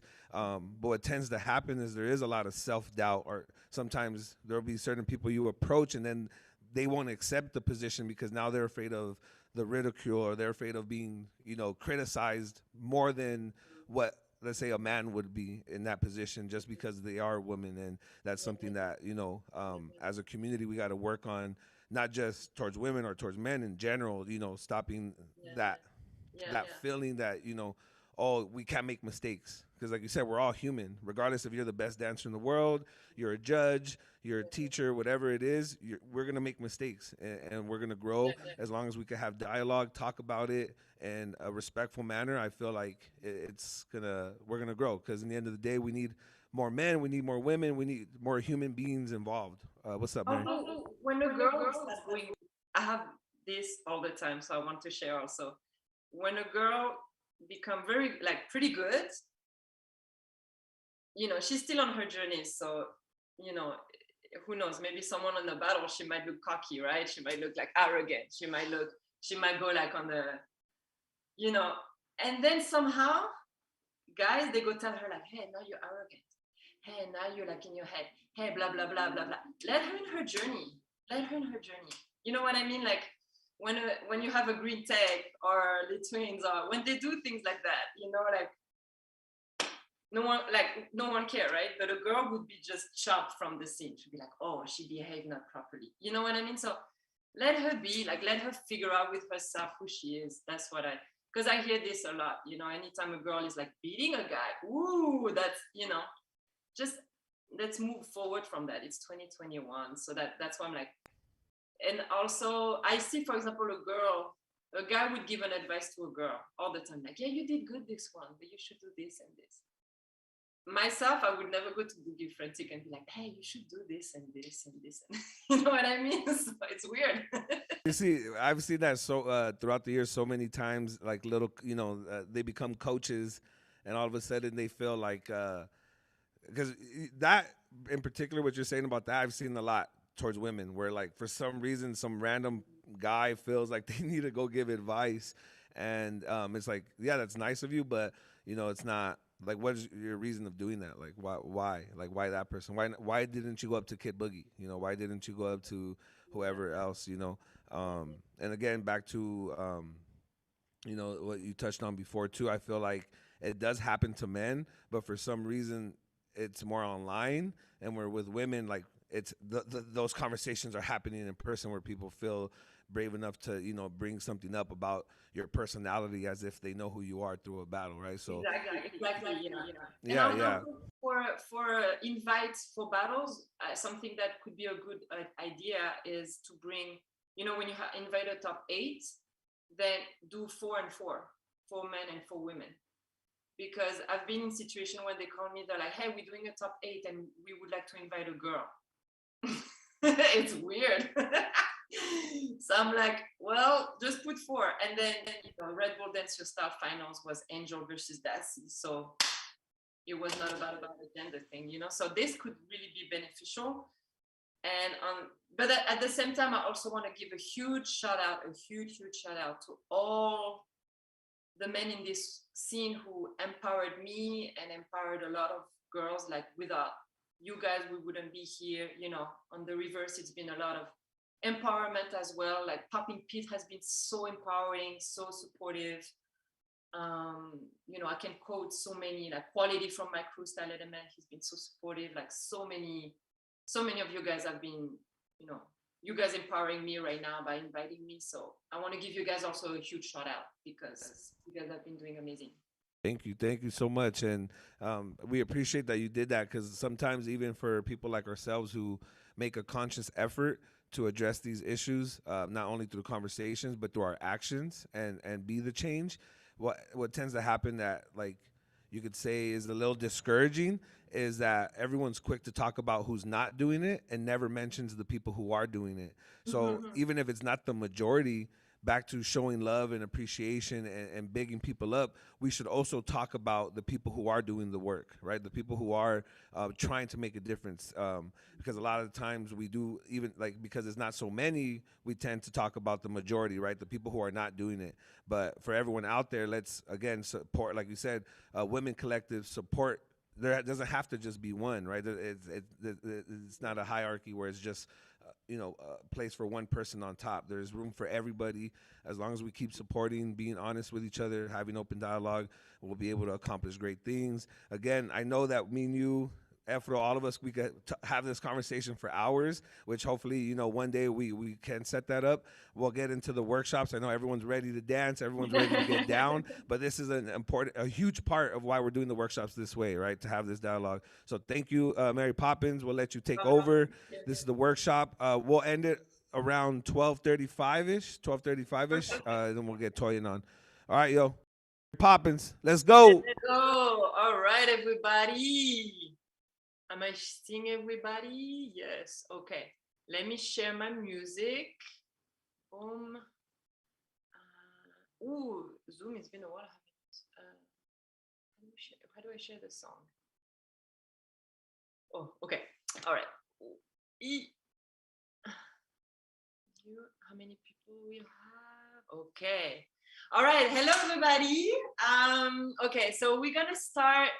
I would like to start with some drills. Okay, so whenever you want to start like your rounds, you can. I like to warm up my body with like feeling the different muscle in my body, right? So we're gonna start drilling. So we're gonna start with the wrist. Okay, for the wrist, I'm hitting my wrist down, right here. Yeah. So we're gonna do wrist. We're gonna do biceps, triceps, chest, legs. I'm very tall. Sometimes I don't fit in the screen, so I will keep moving around. Okay. Keep drilling, and then while we drill, try to keep a little swing, a little groove, so it's not too stiff, right? Like you can loosen up. You always want to go from 0 to 100 with your pops. Cool. All right. I'm done talking. Let's play the beat. I just want to make sure I can. And Mary, just so you know too, we have people watching on YouTube, Instagram, Okay. Facebook, and then we have about 45 kids who are all together. Nice. Who are all together watching the workshop from a teacher's location. So we have all of them spread out. I'm just trying to play. I forgot how I play the music. So did we give her co-host? I think we I'm you're a co-host. So all you gotta do is Okay, share okay. your audio from your computer if you're doing it from a laptop. Okay. Share audio. Sorry. On the bottom left corner, Uh-huh. if you click the little up arrow, where like you could mute and unmute yourself, Yeah. right there should be an option to share, right? Computer audio.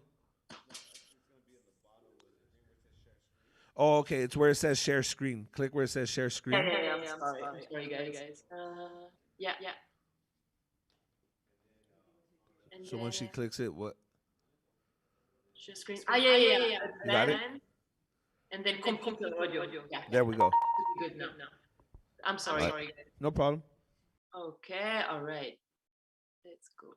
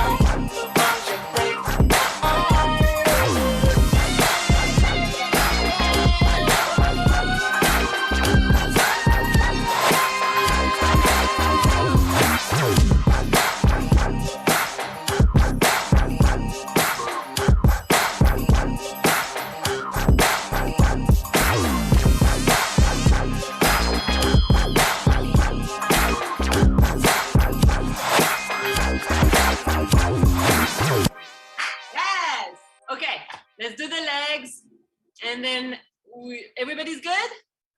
If you can put your camera on, that would be great. And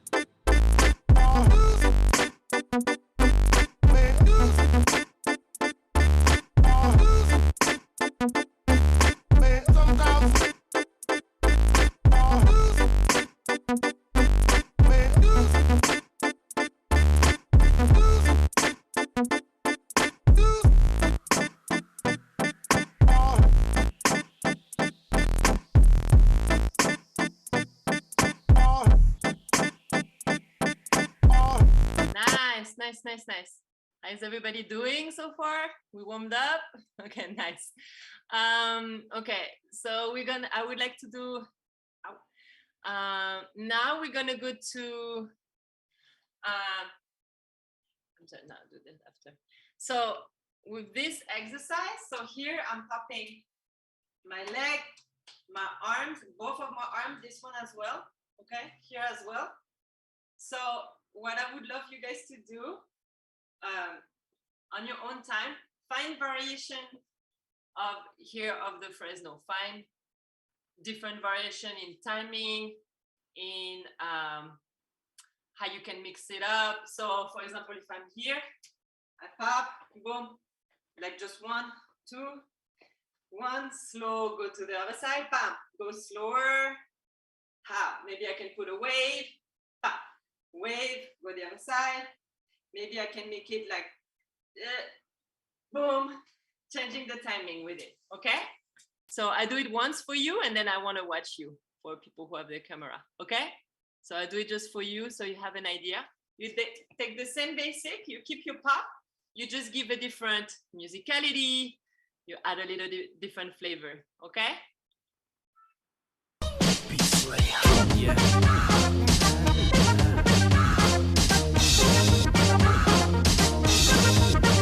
Go to work.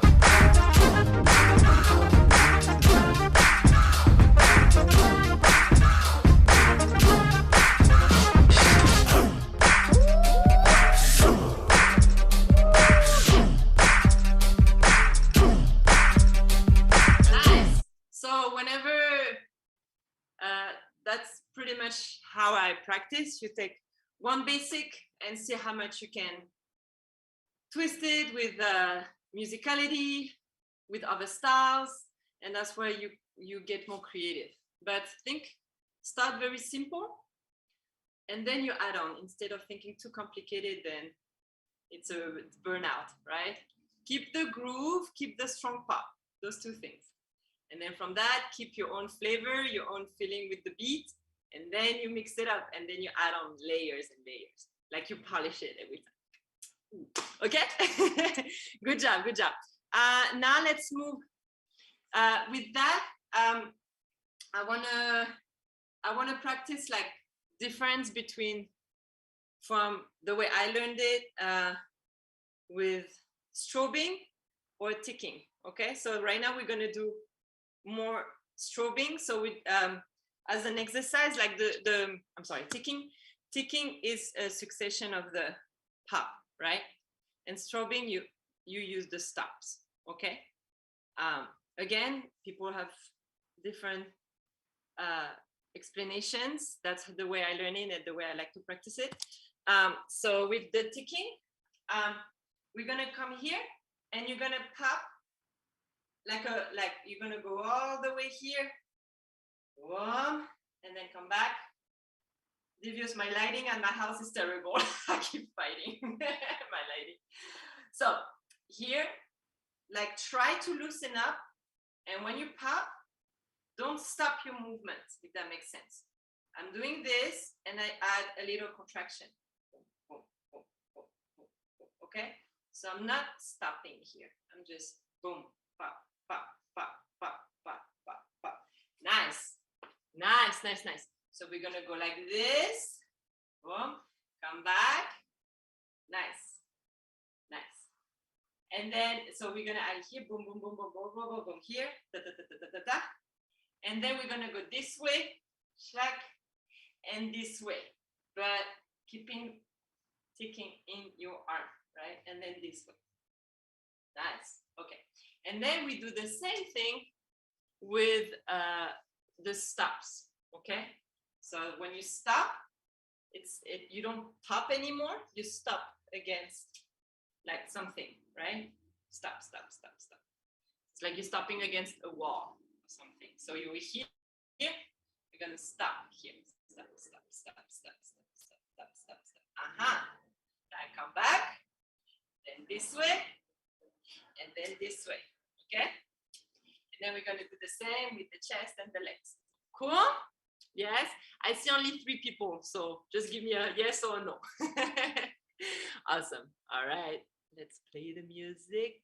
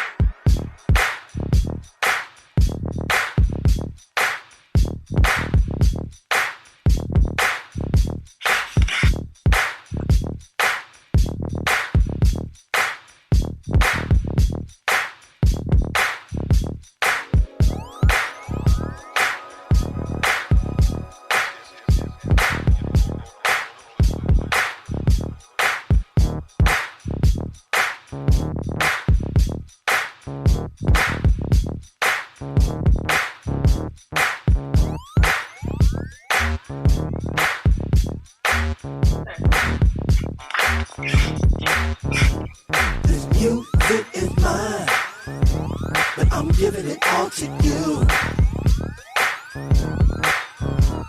This music is mine, but I'm giving it all to you.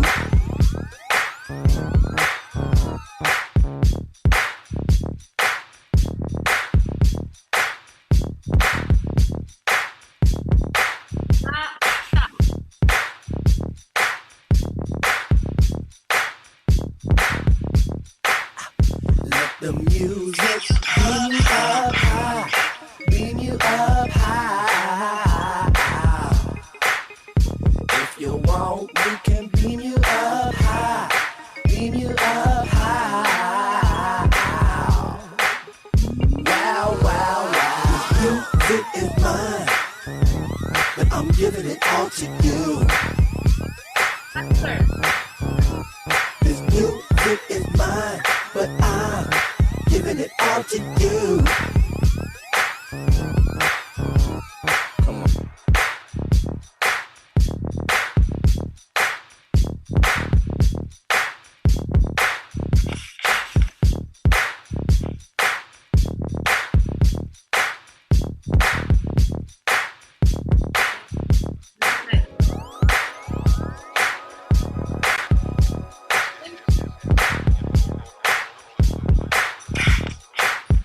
We do the exact same thing with the chest, okay?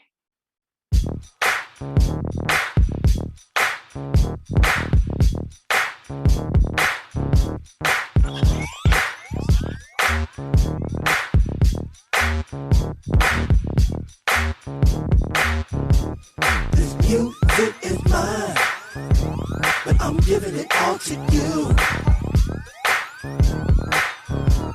This music is mine, but I'm giving it all to So you. with the chest, the first one, we're gonna like pop, right? Like how we practice in the warm-up. And you freestyle with it. You can go anywhere. You can go down, you can go back, and keep the pop, like a popping feeling. Like when I say pop, is like, think like the sound, like boom, like a speaker, right? Like a boom. So goes and come back, more like almost like a punch, you know, like punching somewhere, like boom, boom, every time, okay? And then when we do it with the stroke, you want to stop, stop, stop, stop, stop, stop, stop, stop, stop. You see the difference? It's both like I see it as 2 different skills, but you can, you know, again, after you can play with it, you know, see how to make the sound more visible with this technique. Okay, let's do it, and feel free to freestyle. Like, try to, we have different bodies, so see how it fits in you. Okay, if you can, add your legs. So same thing, you tick, I'm like gonna pop pop pop pop pop pop pop with my legs. Then if I use the stop, I'm gonna stop stop stop stop stop with my legs. Okay, all right, we go first slow, so pop pop pop pop pop, and we go pop pop pop pop pop, and then we go stop stop stop stop stop stop stop stop. Okay, make sense? Cool. The three people I can see, give me a thumbs up. Okay. Thank you. All right, let's go.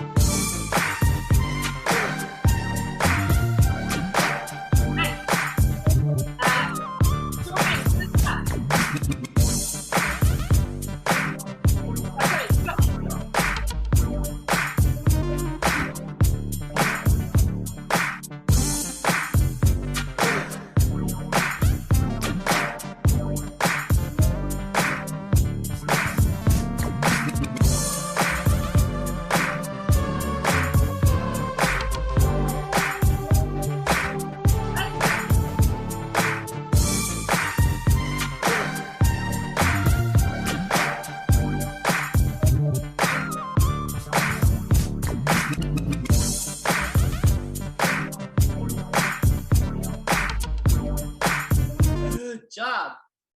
I hope everybody's doing good. Feel free to write me for people who cannot put their camera. Please write me in the chat, okay, if you have any questions. So far so good. So nice.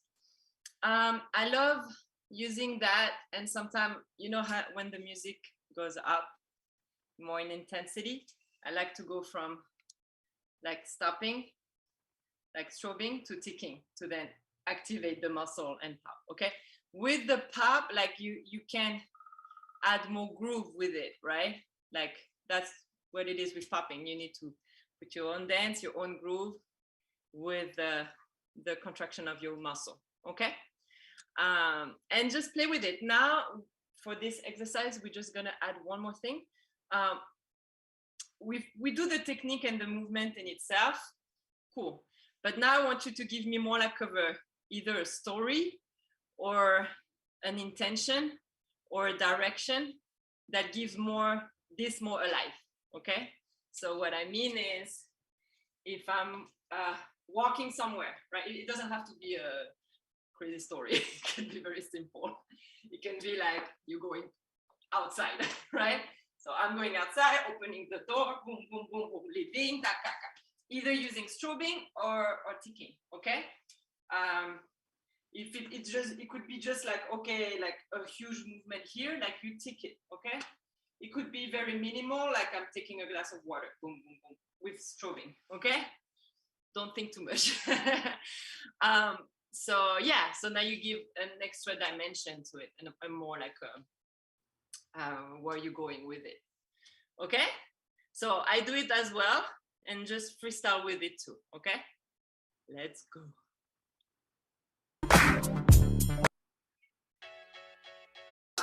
One, bang, bang, pop up like a long gun. You a lame nigga, you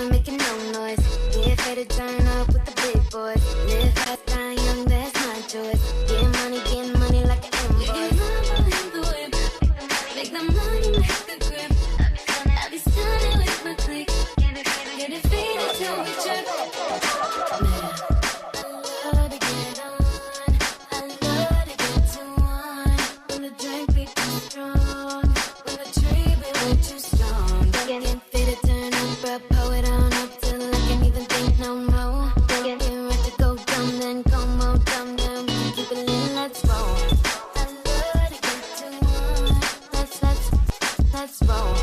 I love it, that's wrong. Nice. So this is good for also when the beat change, right? Like this song was like da da da, you know. So you go ba ba boom. Use a go-to vibration and all other techniques. Cool. How are we doing? We have 15 more minutes. Nice. Okay, good. Any questions so far? No. I'm not gonna do any choreo or anything. It's too short. But main thing.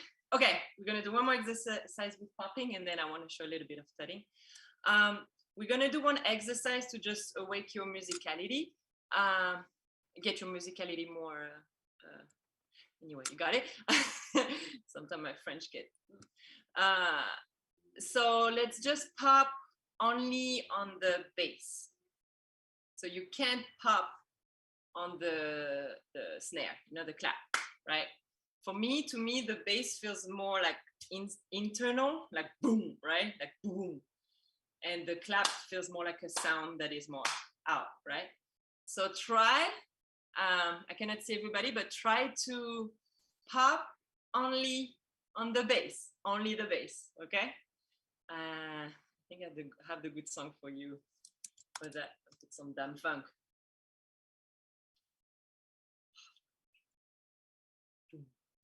Give me one sec. No, it's not.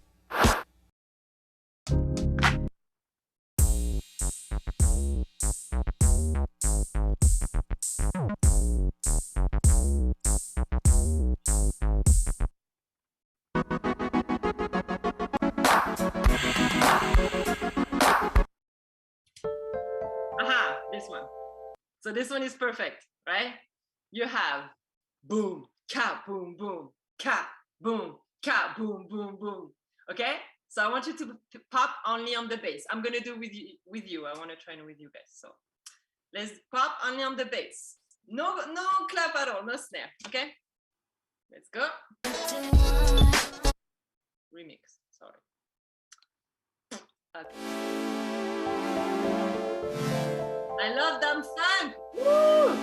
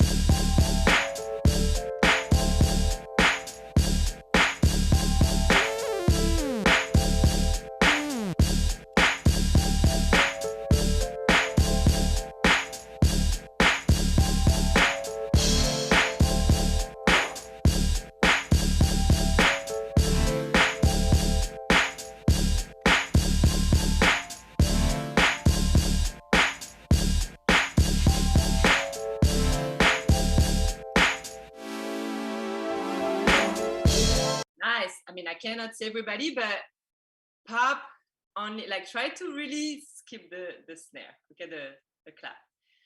Now, contrary, you just pop only on the pa, right? Forget the bass, only the clap. Cool, let's go, same song. Oh, why are we mixing it?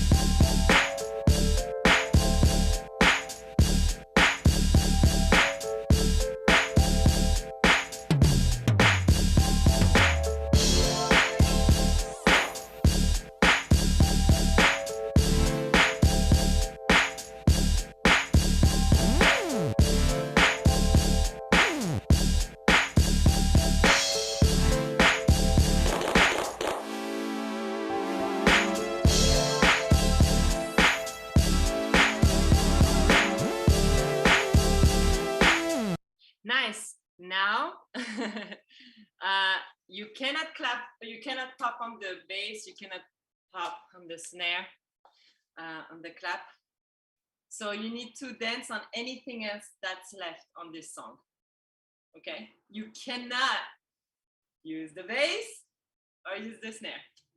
Anything else that you can like hear. You guys can hear good? I mean, I just have the, okay. Yeah, if you cannot hear the song, this exercise is super pointless. Okay, let's go.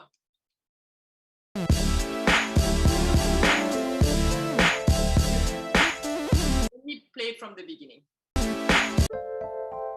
But keep grooving, keep like moving, dancing, okay?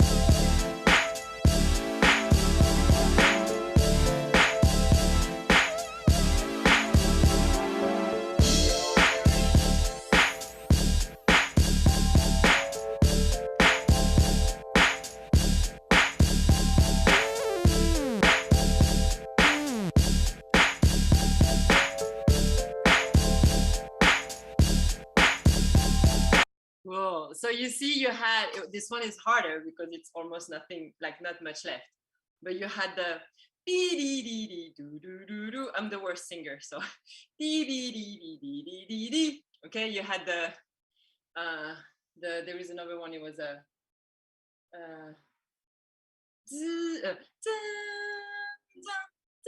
that kept repeating, right?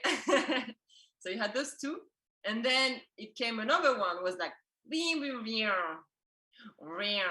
right? That came after. And that's where, if you break down your musicality, when you battle, when you cipher, whenever you dance, if you are able to break it down, then naturally you might hit that other instrument coming on the song, and you magically hit it with that intention. It's because you really in the music, right? So yeah, like you break it down, you hear it on a higher volume, right? So a last advice is, to me, when I hear a song, I always go to the bass first. I always try to find the bass because I feel like that's where I can connect to the musician, right? The clap, it's cool. Yeah, you can hit hard on the clap, but the bass is like what gives you the like the safety net, right? Like it carries you, right? It's like you become the musician. So I invite you to find the bass first in the song, and you will realize how unfortunately poor are some songs nowadays. It doesn't have as much variety, right? But yeah, so okay, we have a little bit more time left. That's it with popping. I'm just gonna give you a quick introduction with tutting, okay? So tutting, you want to think square, lines, geometry, okay? So I'm gonna stay here for this part of the class. Let me reset my light.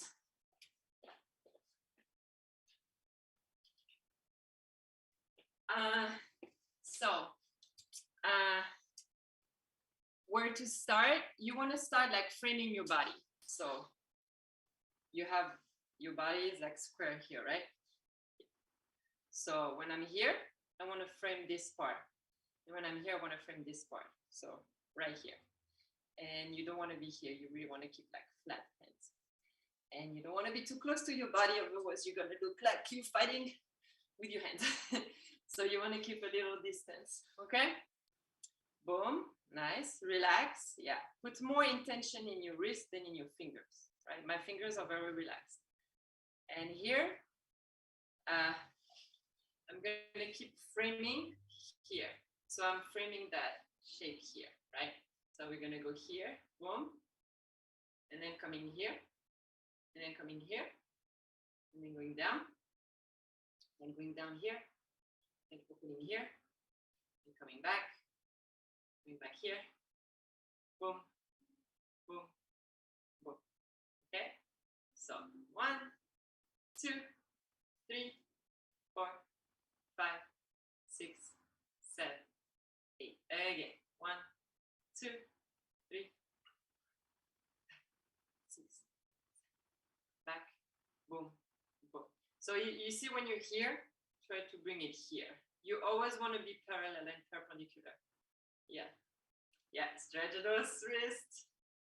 Nice. Again. So this is your first like base. Once you understand, like you're carrying a box here, and then you make the box bigger, and then the box shrink, and then it shrinks, and then the box go down. Try to keep your shoulders always relaxed. Then open here, then open here, then close here, 7, 8, 1, 2, 3, 4, 5, 6, 7, 8. Boom, bam. We go faster. 8, 1 and 2 and 3 and 4 and 5 and 6. Keep going and go faster and go faster and go faster and go faster. And every time you clean it, make it thinner every time. Okay? Now, from that, I want you guys to try to find what variation you can give to. Okay? So I could go 1 down.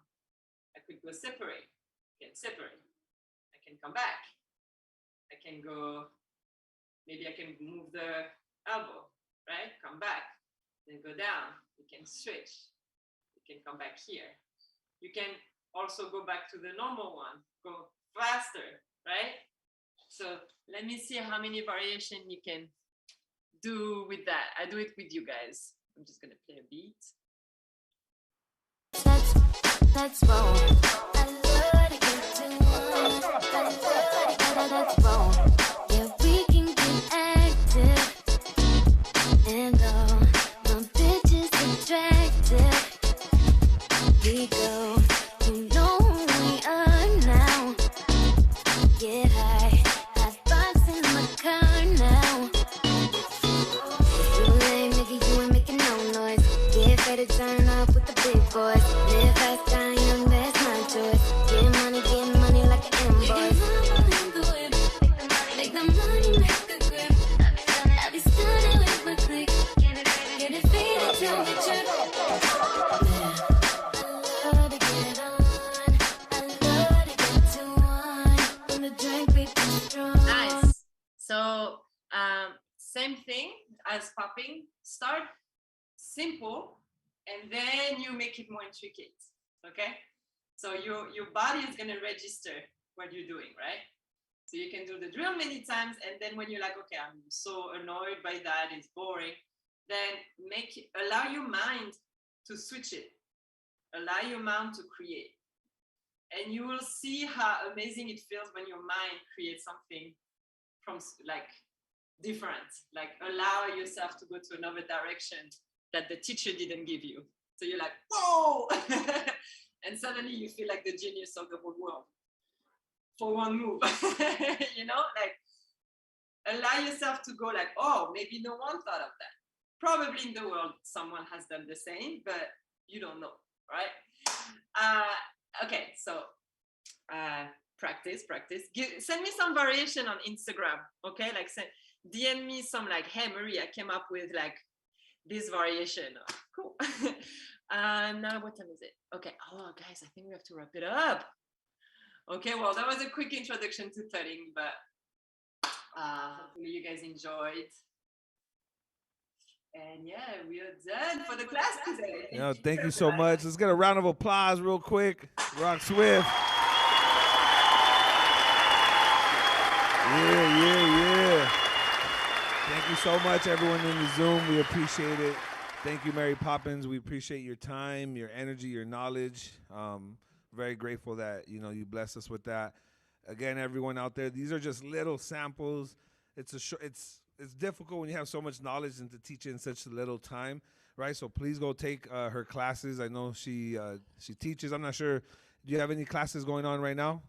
I started my class at Millennium So it's on Wednesday at 7:15, and I teach just privates, or and privates I only do long term, like just for people who really want to get better and push through. So a minimum of 5 classes. But yeah.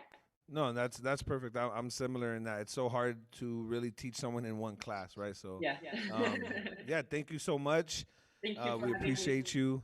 Hopefully, we can see you at the jam if you're in town or if you're not too busy. I hope your knee heals up.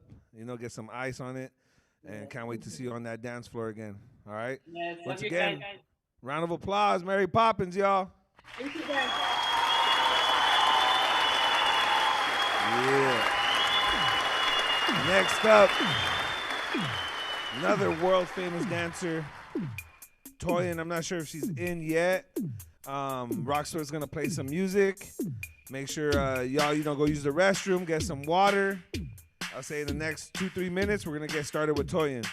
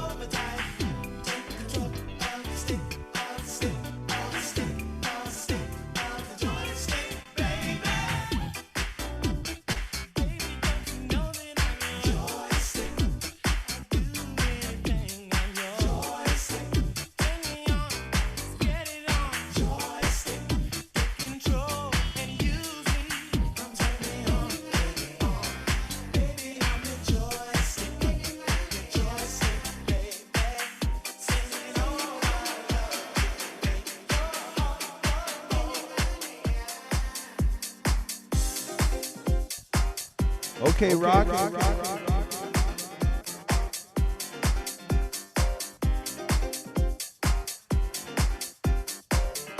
Let's see, Toyin, if you can, turn on your camera.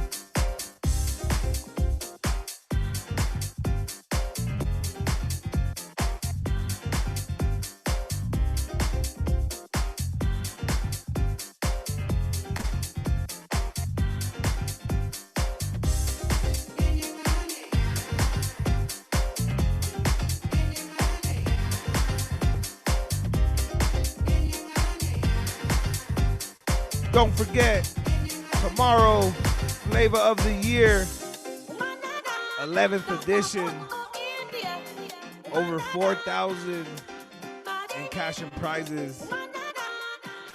Come on, get that shmoney.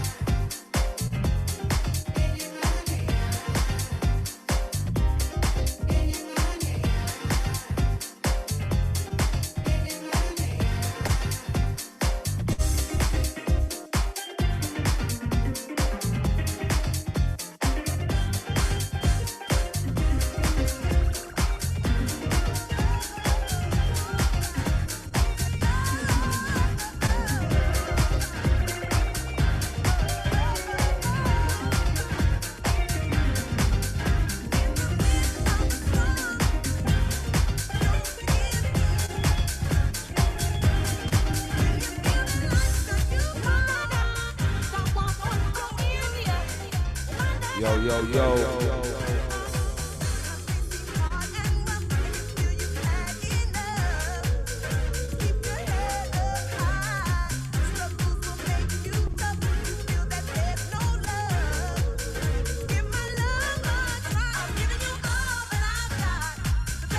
Check, check.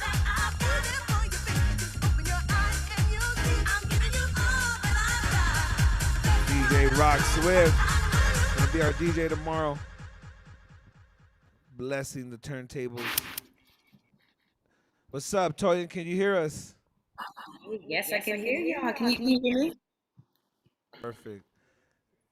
Yeah, yeah, we can hear. Yeah, you can hear us, right? Yep. Cool, cool. All right, well, we'll get this started. Thank you so much for joining us. We appreciate you, you know, giving us some of your time for this weekend. You're a huge supporter of us. We feel it all the time, and we're just so happy to be able to catch you while you're in town. Right? Yes.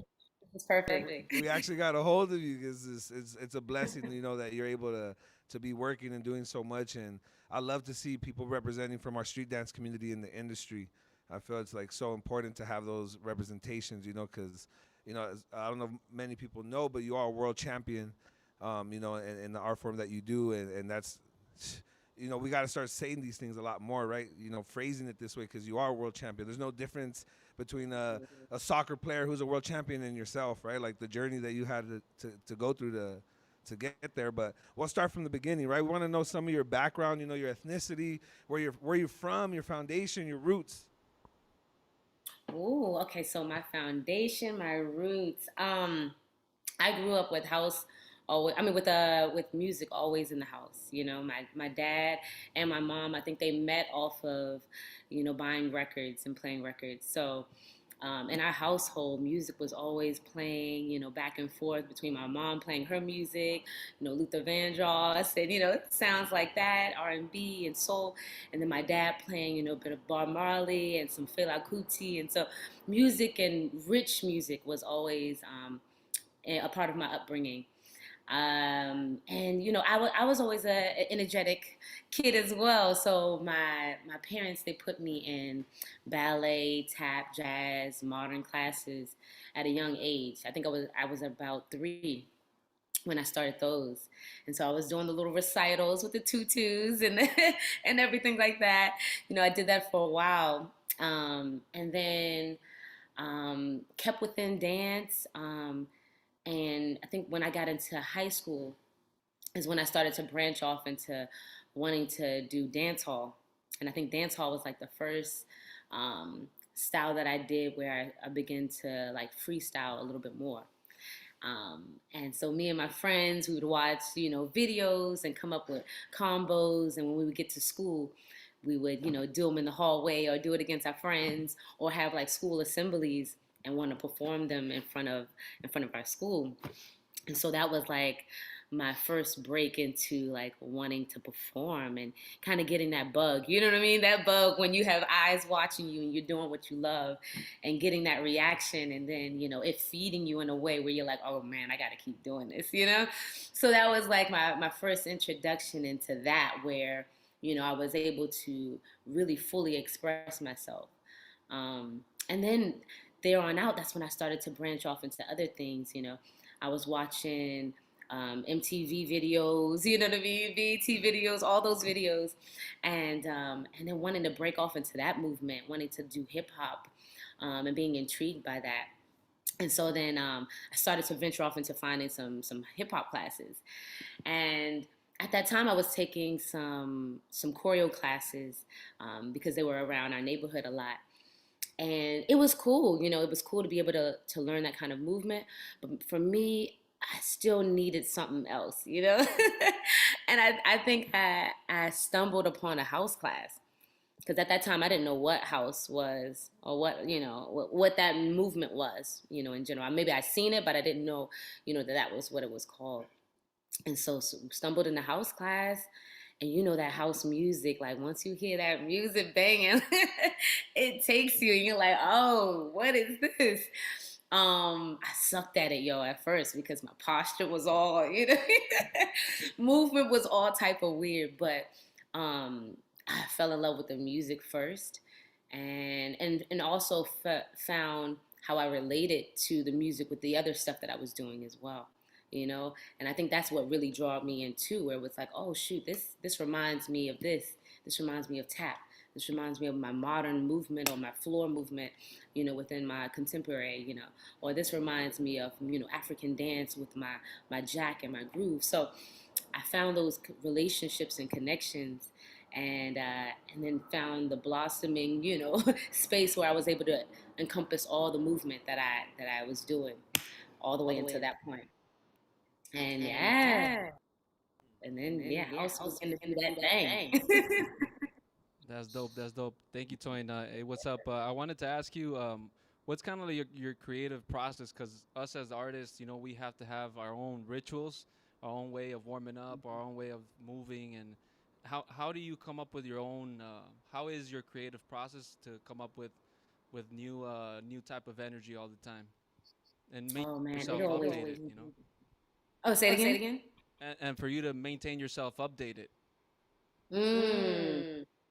I think it always changes for me. I'm really free flowing, you know, with being able to grasp inspiration and creativity from different spaces. I think because I also kind of learned a little bit earlier on that, you know, movement and dance, all of that is life as well, you know. And so for me, I was able to then be able to grasp from just life, my lifestyle in general, to also help me create within my movement and in my performance and my dance. So so yeah, I'm very free flowing. I try to keep my eyes open. I kind of try to keep my energy good too. I think though what has changed now is the physicality of it. You know what I mean? Knowing now that like, you know, I gotta also put the ritual of, you know, taking care of my body. You know what I mean? Going to the gym and working out. Just conditioning and stretching. So those things has been definitely a change where I'm like, oh, I gotta put this in and then put it in a way where it's a part of my lifestyle too. You know what I mean? So yeah. No, and that's key right there. The word lifestyle, and that's something that a lot of dancers in general, not just newer dancers, need to realize is that, especially if you plan on doing this for a profession, to get paid and try to pay the bills, there's no days off, right? It's different than, it is work. It could become work where, it pays the bills and stuff, but it's different than your average job where you go clock in and you clock out. When you do something like art or, you have your own business, it's 24/7, right? There's no days off because now you are a business. Now you are that. So you got to take care of your body different. You got to get that proper sleep, invest in yourself in ways that you probably never thought before, that you would want to, or, but again, like I was talking to some of the other instructors, is longevity. You got to think like, are you going to be able to do this at 50 years old? Are you going to be able to do this at 60? Because I know I want to dance at that age. I don't want, before the dancer's retirement age was like 20 in your 20s. In your mid 20s, you're already like on your way out, right? And as we see a lot of our OGs, especially let's say within popping, they didn't treat their bodies right. They didn't have a warm up. They just music and got down. So I feel like you're someone that's really leading that for a lot of street dancers of like how to properly take care of yourself and make it a lifestyle. So knowledge. I want to also ask, like, when you started off, did you have a nickname? Like, what was your first nickname or street dance name? And what was your first crew that you ever made up? It doesn't have to be a street dance crew if it was just you and your friends, but what was that first time you started really like? Did you ever have an alias? I never had one actually. Because I think my actual full name is Oluwatoyin. So already calling me Toyin is like, a nickname. You know what I mean? So for me, I just always gone by Toyin. I never really had a dance alias at all. But Cruz, I feel like, yeah, for sure. We had some names. I can't remember any of them right now. Like, hopefully we'll get them later. Yeah. Because we definitely for sure. got But yeah, like I never like little crews that we would have that we would put together, and actually early on, like I did a lot of like little singing groups. You know what I mean? Because we would see TOC or 702 or those three groups, and we would caporal singing groups that would like model those groups. But yeah, I can't remember. Yeah, we definitely got to get you on the podcast and get a way more in depth conversation. Um, Yeah. I guess lastly, before we get this class started, I want to ask you like what what do you feel about street dance transitioning into this era of dance sport where now dance is becoming that, right, especially with breaking being in the Olympics, all the other styles that come, because as like everyone kind of has this umbrella like hip hop, and then whenever even like they see house dance or popping or like they kind of put that under that category. So now all these other dance forms are going to be kind of in that same umbrella with breaking, which this dance sport umbrella. Because I feel like you're someone that you're really in the roots of street dance, but you're also someone that's evolving with the times. So I would love to get your perspective on what you feel about that as as one of our stakeholders in the community. Appreciate that. Yeah, no, I think that's a very good question. I think that's a question that we should be all as like teachers and instructors and people like just I guess pillars in this community should be talking about, um, because to be able to things have to evolve, right? Has to grow. Gotta let it breathe. Gotta let it grow. Gotta let it change. But I think to be able to like have conversations where we can be able to figure out how do we want to also sustain it to where it's keeping its authenticity and its roots, but being able to also spread its branches and grow as well. So I think being able to have conversations where our elders, our middle people, and our youngins are being able to be in one room and being able to like converse and like exchange and share, and even just to dance and share energy, so that like as it's growing, it still keeps that lineage within it. Um, but I feel like with it going into the sports arena, I think we kind of already knew it's we're seeing it happening in that way. I think it's just the biggest thing is to be able to do that kind of work. You know what I mean? As a community, to be able to like not only just have our elders talk about it, not only just to have the people who are maybe just the face of what we see, but being able to have full on conversations about like where we see it going and how we want to keep it lasting and being able to like stay true to its roots. So just as instructors, a lot of us are teaching styles that weren't in classrooms. You know what I mean? So being able to, and then also styles that like, club dances like house and whacking and things like that. Like these are club dances. So we're teaching them to students that aren't in clubs, that aren't in these spaces. So to be able to also talk about how we want to keep the authenticity of where it comes from, and also understand that youngins and people that won't come from that are also taking it and wanting to learn it. But how do we also still keep the roots and let it grow too? So I think, yeah, us as instructors and as teachers and as pillars in this community, should have that, through line. You know what I mean? Yeah, no, definitely. And I feel like people like us who are kind of in that middle generation of from the OGs to now this new generation coming up, it's important for us to help both understand, because what I feel happens a lot and what kind of stops our art forms from growing as much is that there comes this very, I don't know the right word for it, but it's more of like because of our history always being forgotten or not being told the way we want it to be told. There's always you always meet resistance from the elders, right? With what the evolution is, even though they ended up doing what they're doing as a part of evolution, right? As of what people were Lindy hopping and doing all these other styles and art forms, and then they evolved to something like house. And I don't know as much the history of house, but that's kind of how it happened with the art form that I do. And it's important for us as elders now to listen to these newer generations, and they might not be dancing for the same reasons why we dance, and that's okay.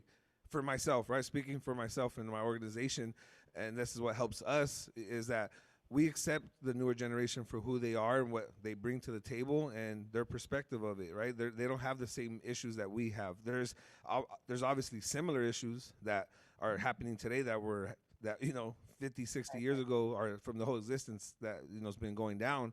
But people's reason for why they do it has changed, right? Hmm. And either we're going to keep this exclusive and just the people dancing already are going to just, when we die, it dies, or we're going to just keep welcoming these new generations. And by respecting them, they're going to respect what we have to say, which is the history, which is where it comes from, the foundation and all those type of things. So it's something that, I'm glad that you said what you said, because it's something that we always are telling OGs, and then we're also telling the youngsters, right? Like, yeah, you do have to have appreciation for history. You do have to appreciate where it comes from, But it is okay to want to do this to get in the Olympics, or to want to do this as whatever, like transitioning to this dance sport era. But Efro also has one last question for you. Yeah. Yeah. Yeah, yeah. I was gonna say that us as dancers, we play a lot, right? Like dancing is really playful, and we out here we work with kids. We have a school in Mexico, and we see little kids playing a lot when they're in kindergarten and elementary school. But there's a certain age where they stop, right? And I wanted you to maybe comment what happens to us that we stop dancing, or how can we because I feel like because we maintain in popping dancing or in any style, you maintain that playfulness, right? Like, and it helps your life as well. Um, but it doesn't happen to everybody. Like, what can you say about that? Like, what happens to our spirit, that, of dancing? Because also house is very, very playful. I enjoy it a lot watching it. Yeah. Oh, that's a really nice question. Yeah, we do lose that playfulness, right? I think that that exploration, right? To want to like create and grow and make mistakes, right? Because I'll say a lot of my class that like, yo, if you don't allow yourself to make those slips, those falls, you don't figure out what comes after that. You know what I mean? So allowing that exploration to happen, I think the expectation is what happened, right? Where we have those shifts where we feel like there's an expectation of where we have to reach or have to be.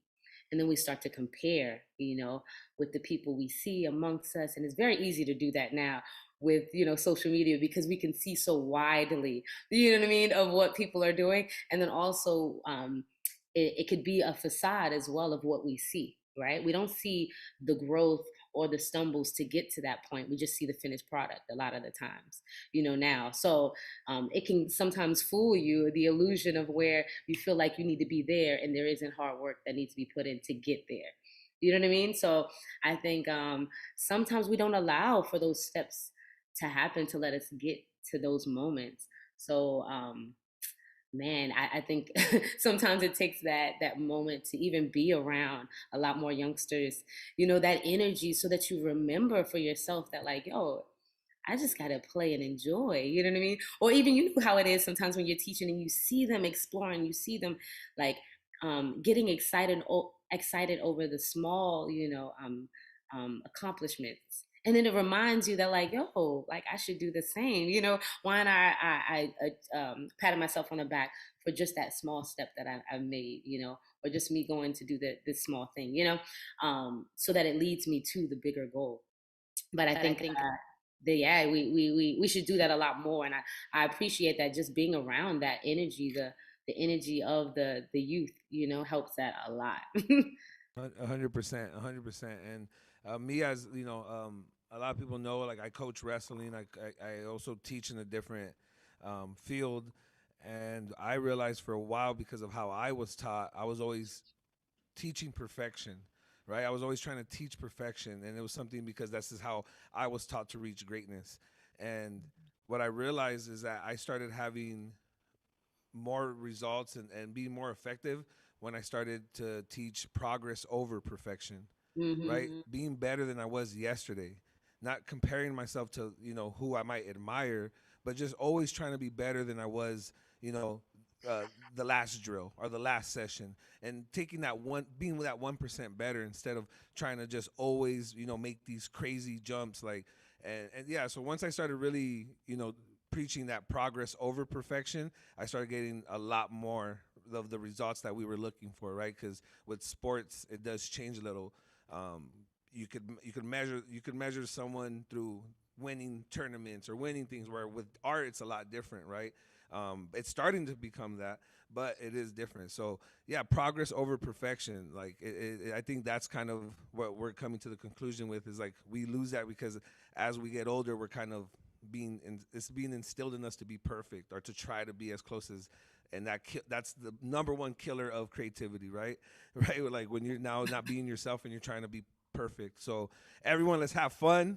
Let's progress over perfection. We got Toyin about to kill it. Thank you so much.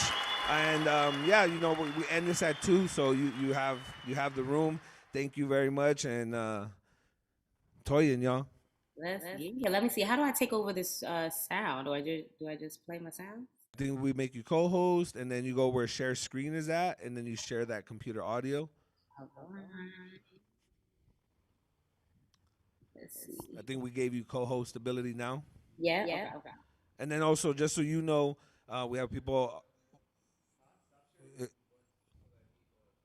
Okay. So real quick, just so you know, we have people watching on IG, YouTube, Facebook.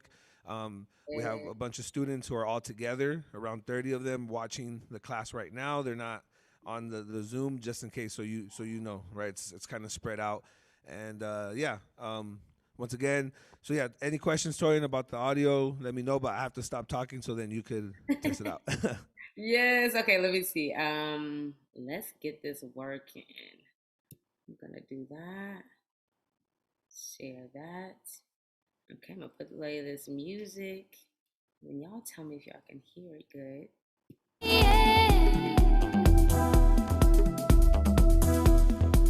He makes these waves, we keep riding.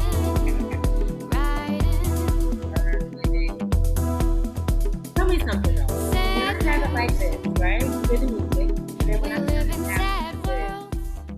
can you still hear me? Oh, you can still hear me. Perfect. And loud as well.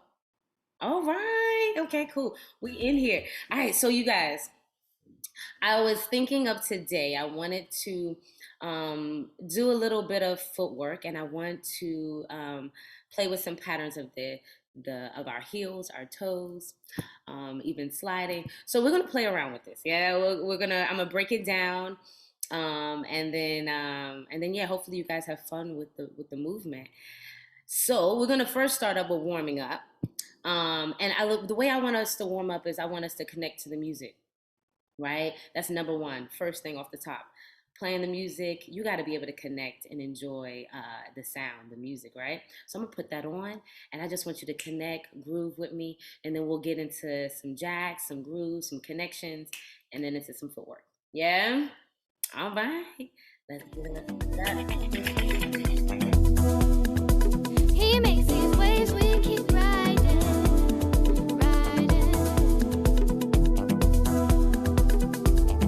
Sad girls, we live in sad worlds. Maybe Hades is my only chance to romance. He's got the passion, you can see it in his fire.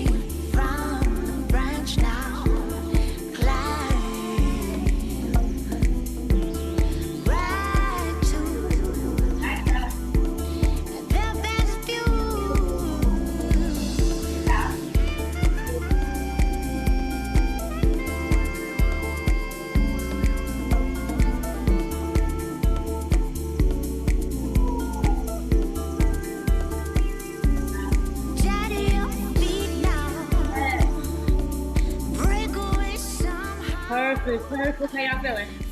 Good, perfect. Nice. Get that blood pumping. Yeah, get that heart racing a little bit. Perfect. Was you guys connected to the music? Yes, feel that music. It's good music, right? When it's good music, it's easy, yeah? Perfect. So, okay, so we're gonna get into some footwork, yeah? I'm gonna break it down nice and easy. I'll change from facing you guys to turn it to the back so you guys can see it. And then, yeah, you guys that's in the Zoom, y'all have any questions, right? Of breaking it down, anything? Feel free to ask that because the viewers out there probably want that breakdown too. So don't feel shy to ask for it to be slowed down or any questions at all, yeah? All right, y'all, let's get in. So for the first step we're gonna do is we're gonna kick out, yeah? So let me make sure you can see my legs and my feet. We're gonna kick out. We're gonna hop out. Yeah? Hop out. Yeah? So hop out. Hop out. Hop out. Hop out.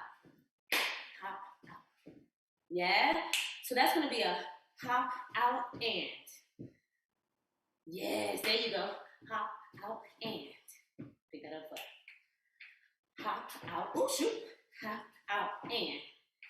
Hop out and. Yeah? Do, do, do, do. Yeah? All together it's that. Out and. Out and. Out and. Out and. Out and. Out and. Yeah? And what I'm doing is I'm hopping out to my sides. Yes? Out and. Kick out. Whoops. Out. Switch. Yeah? Out. Switch. Out. Switch. Out. Switch. Out. Switch. Out. Switch. Out. Switch. Do, do, do, do, do, do. Hey, there you go. Da, da, da, da, da, da, da. Boom, boom, boom. Ah, yes. Get it, y'all. Get it, y'all. Exactly. So again, slowing that down for you guys. It's that hop, switch, hop, switch, hop, switch, hop, switch. Boom, boom, boom, boom. Yeah, I'll face the other way. Right? So then that's hop, switch, hop, switch, hop, switch, hop, boom, boom, boom. Hey, hey, hey, hey. Woo! All right. That's the first step. Let's try some music to feel it out. Yeah?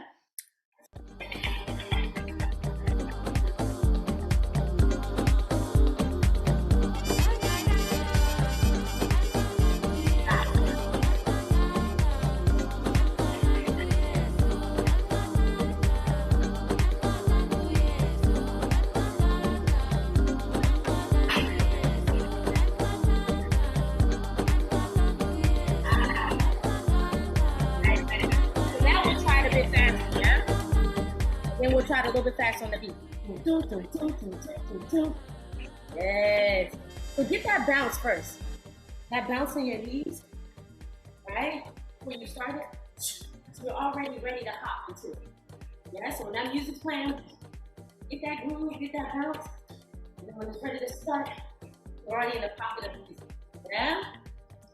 And then we're doing that, we'll do the slow one, 2, da, da, da, da, for 8, and then we'll pick it up for the next 8. Yeah? Let's try it.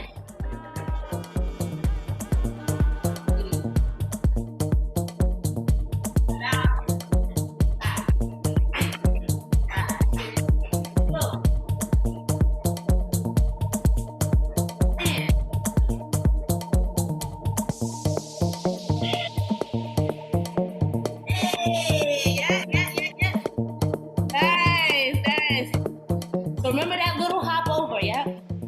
So that first one is you hopping out to the side. So you're kicking that leg out. Right? Then in. That second leg, bring it in, you stuck it in the back of it. Then you can bend it and jump back out to the other side.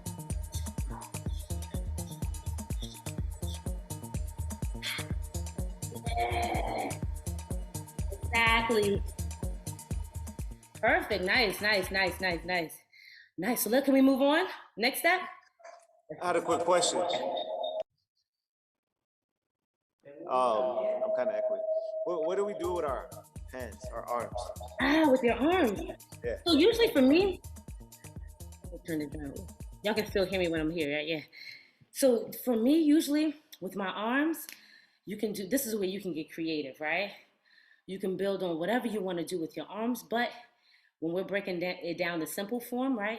For me, it's all about opposition. You know what I mean? You always want your movement to look really natural.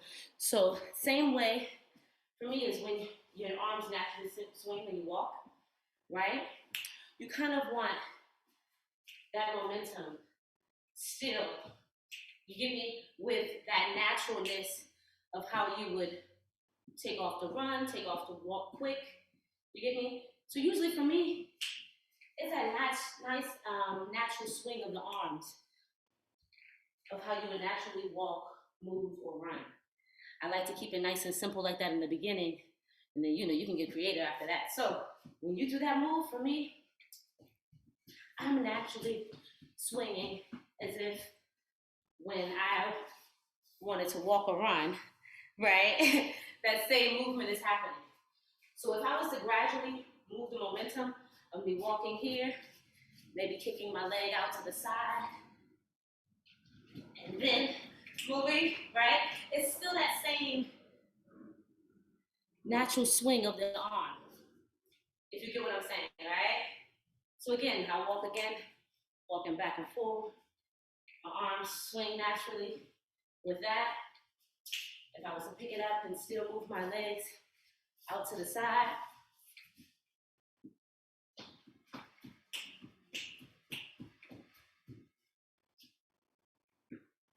you get me?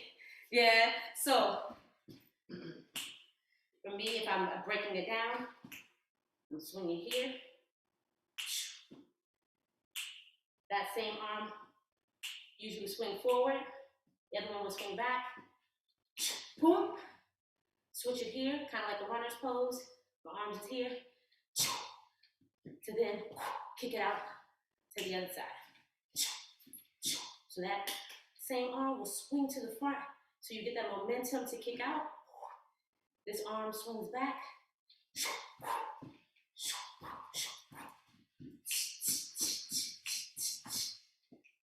Yes, you feel it now?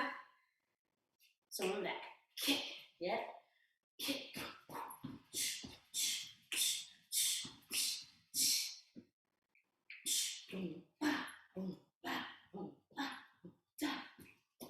Mm-hmm. Exactly. So remembering that kick out to the side. Yeah.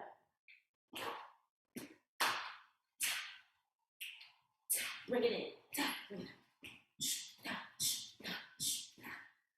Yeah. Beautiful. Yes. Can you repeat the name of the step? Yeah. So for me, this is like so many names. Yeah. When you switch from different styles. So for me, usually when you switch from styles to styles, these names change so often, right?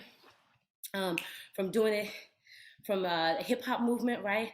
From doing it from, now they have footwork, you know what I mean? And Afro movement. Even if you think about with Lindy Hop, you see the connections there? And then even in, dang, there's one more I can't remember, but all these steps are so similar, but it's in the way that you groove it and how you connect it to the music, right? So for me, right now with this step, how I would like to call it is just a kick out. You get me? And the directions that we're using to kick out is to the side. Yeah. So kicking out to the side. Yeah, because then if we can kick out to the front, we can kick out to the back, and then that's how you begin to create variations out of your movement, right? So taking a movement and then maybe changing the direction, that helps you to grow on to a step that you already have, yeah? Or changing your levels with it, right? However you want to do that, but then that helps you to grow on to a step. So for this one, we'll do a kick out to the side. We'll do that kick out with the little hop. Yep. Kick out to the side. But be mindful of how you're grooving on top. When you start to neglect that connection on top, it's hard to connect to it with your legs. You get me? Because our body is connected fully, right? So if you separate it off, this is dead, no energy. It's going to be a lot of work. Yeah. So make sure be cognizant of like, how are you moving on top? How are you grooving? How are you connecting? Yeah. What's happening to this movement here as you're doing the feet, as you're doing the legs? You get me? Yes. All right. Let's see how we can move on with the step. Yeah. So now we have kick out, kick out. The next one we'll do kick out, kick out. We'll kick to the front. Yeah. So kick out, kick, and do it, step.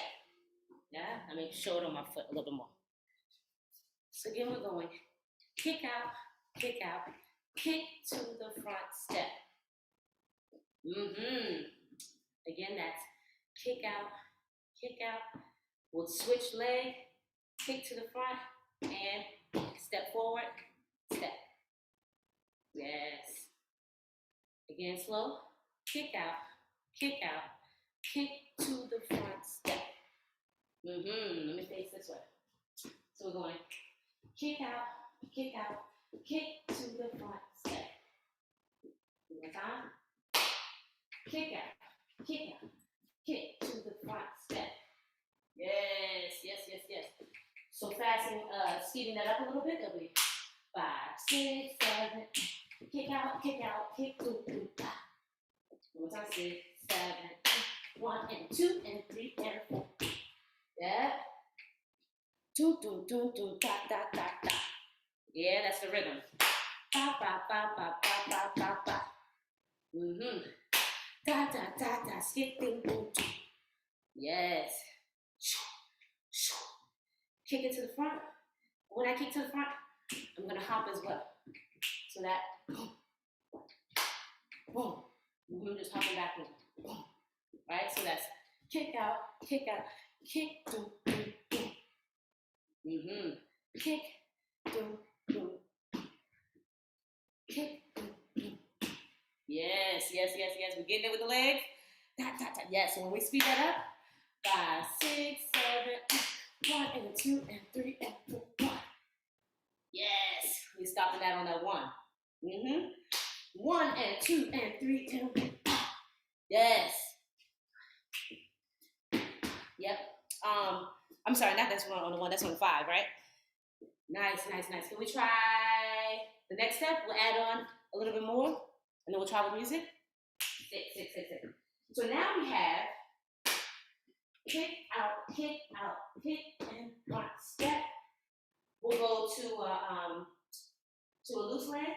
Step, kick, and step, kick. Yeah. Step here, and step here.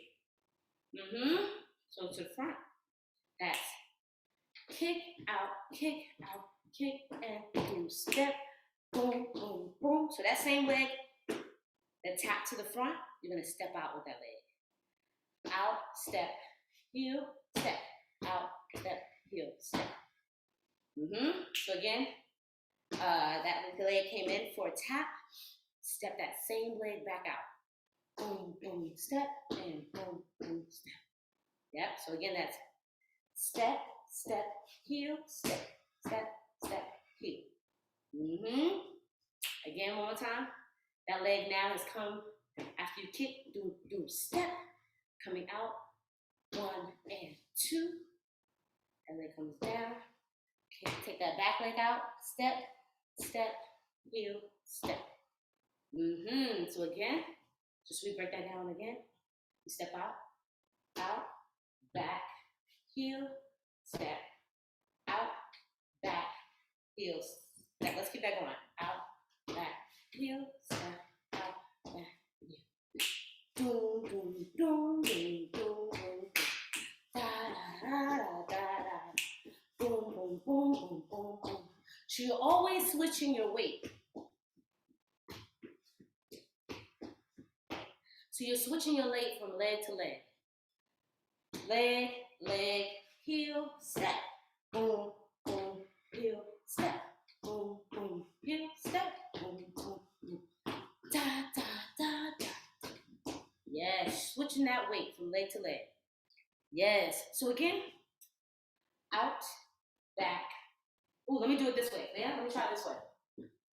Y'all still see my legs? So this way, we'll go out, back, heel, step, out, back, heel, step. Da, da, da, da, boom, boom, boom. Da, right? Out, back.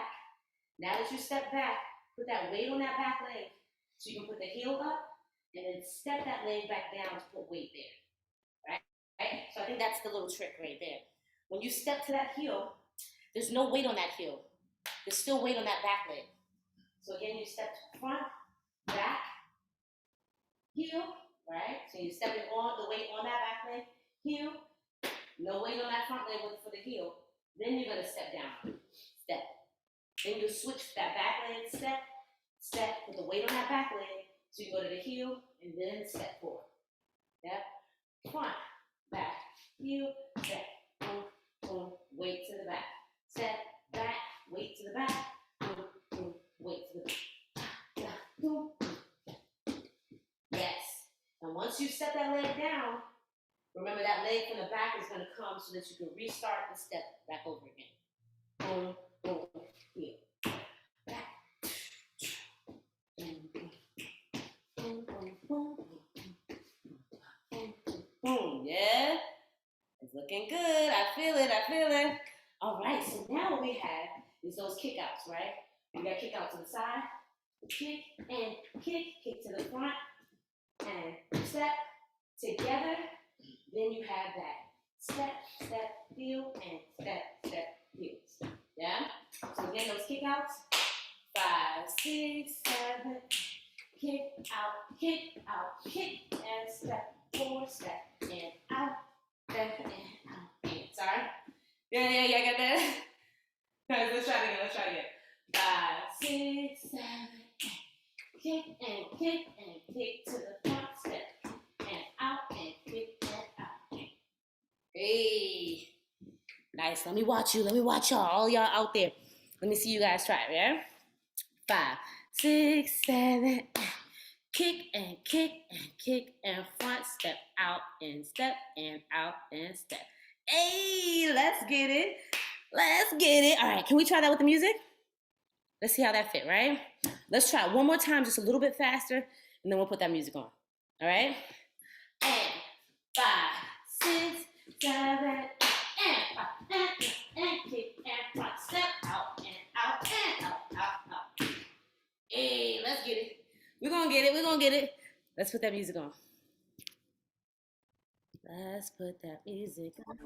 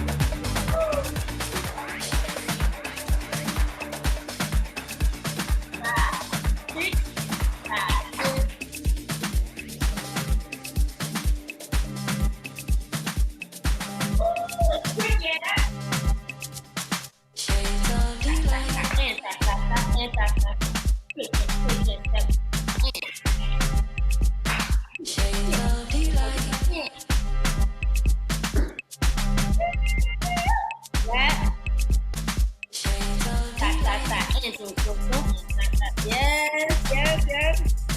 Let's keep trying it, all right?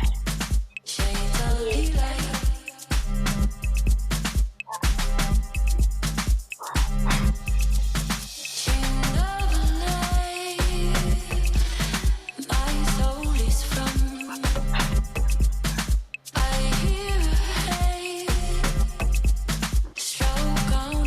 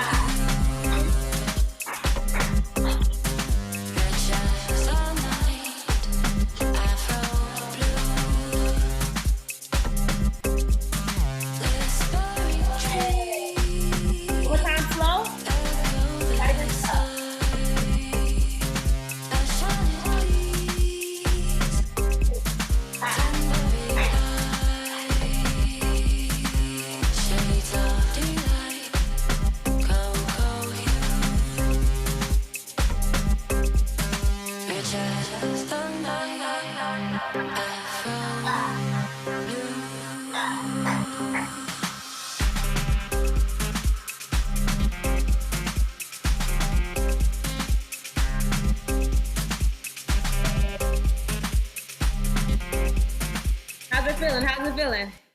You getting used to it now? Dope. We tried a little bit faster? Quick Yeah. question. Oh, somebody saying something? Sorry. There you are. Give me a second.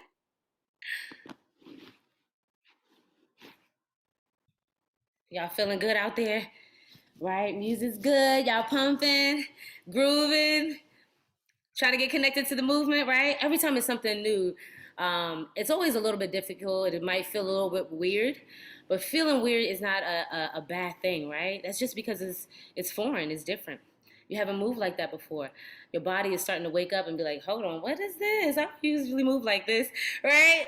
But that's a good thing. This is when we're creating and then opening up and exploring new spaces that we haven't explored before, right? So don't let that discourage you or stop you from trying, right? The more and more you try, the more you'll get used to it. Yeah, So and wait, if you need to slow down, if you need to do any of those things, do that as well, right? can you hear me? Break the movement down inch by inch until you be able to get it, right? Like we said before, it's about the progress, right? Not about the perfection, right? So making sure you can be able to take the moment to stop and then break it down to yourself so that you can get used to it.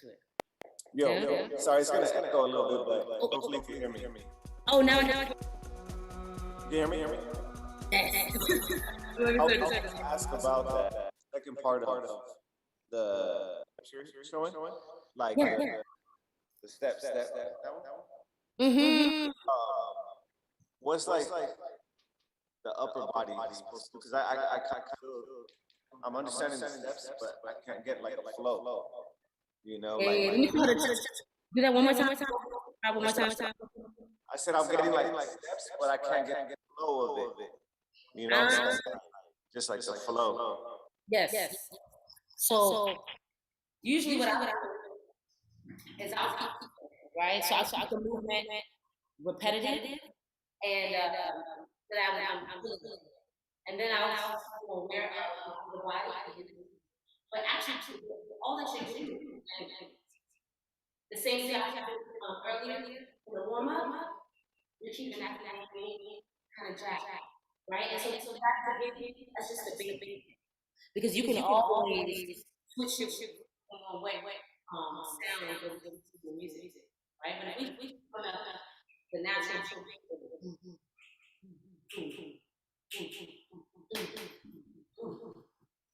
I'm just keeping that same bounce. That's right. How I'm rocking right now is I'm just hitting to the boom, boom. And it's just like a little natural walk. If your legs are straight, it's gonna be hard to do it, right? The bending those knees a little bit, let's just bounce forward and let's just give as well. Keep that down. There you go. And then you have the legs, put them out loud. That groove. Sometimes exaggerating, right? By turning it up and really exaggerating that, or you can just more internal.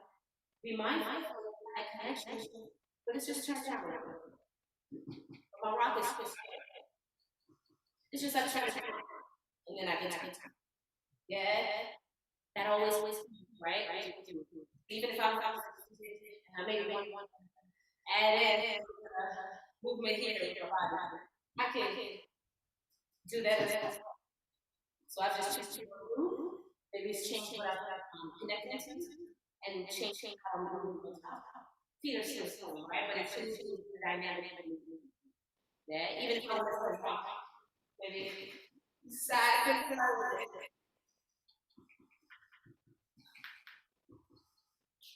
I can do that well, right? But now I'm just and changing what I'm connected to music.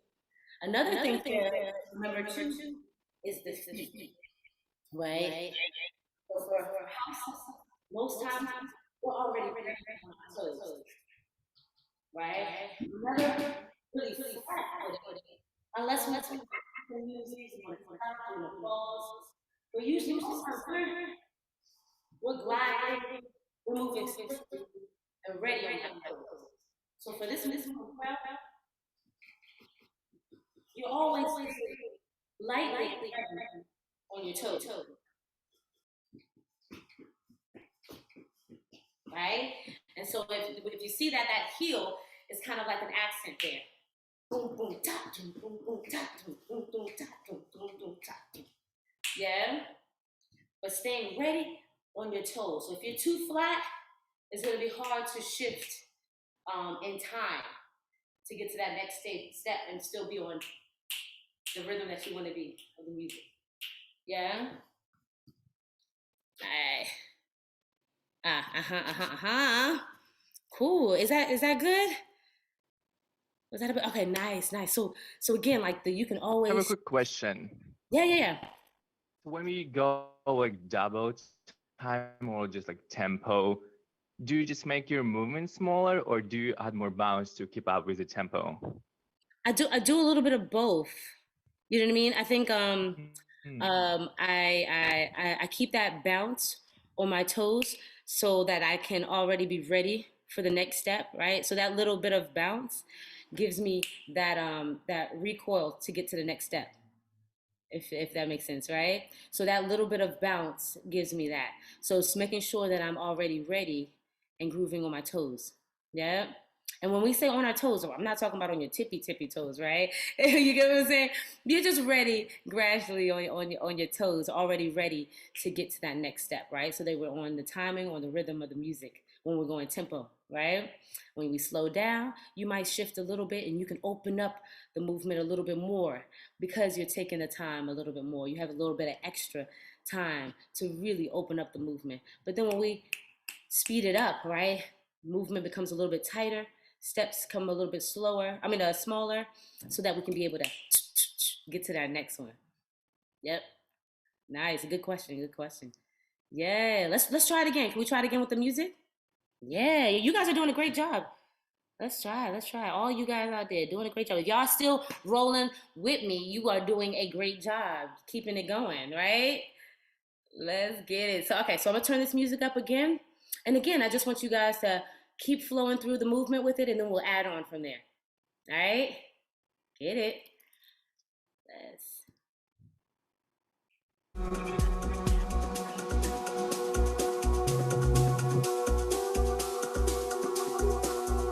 I love it. Keep that bounce.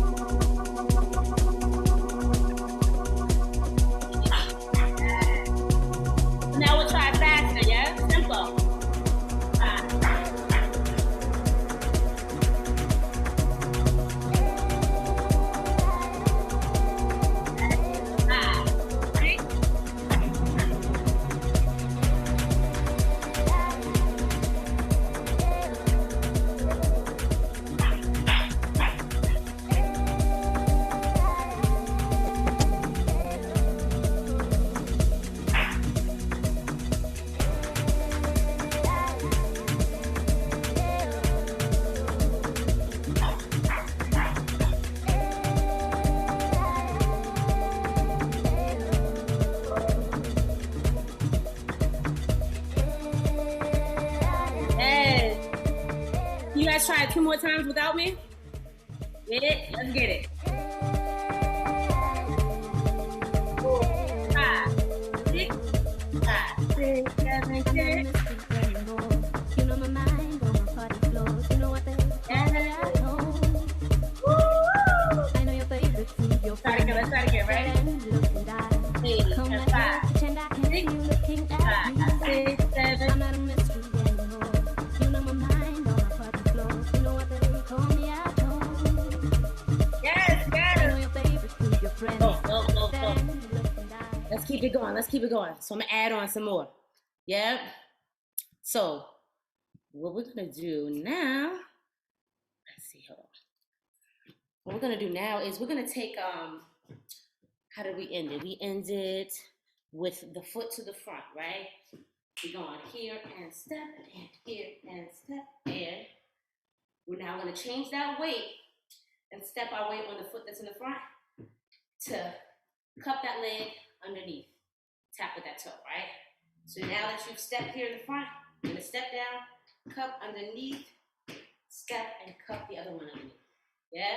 So it's all together, it's step in and step in, back, step in, back, step in, back.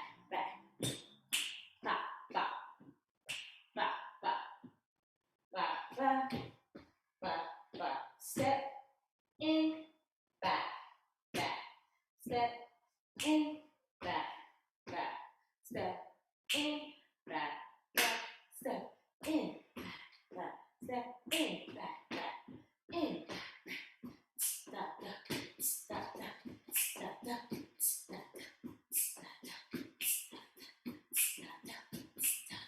yeah, and for this one, we'll add a slight hop, right?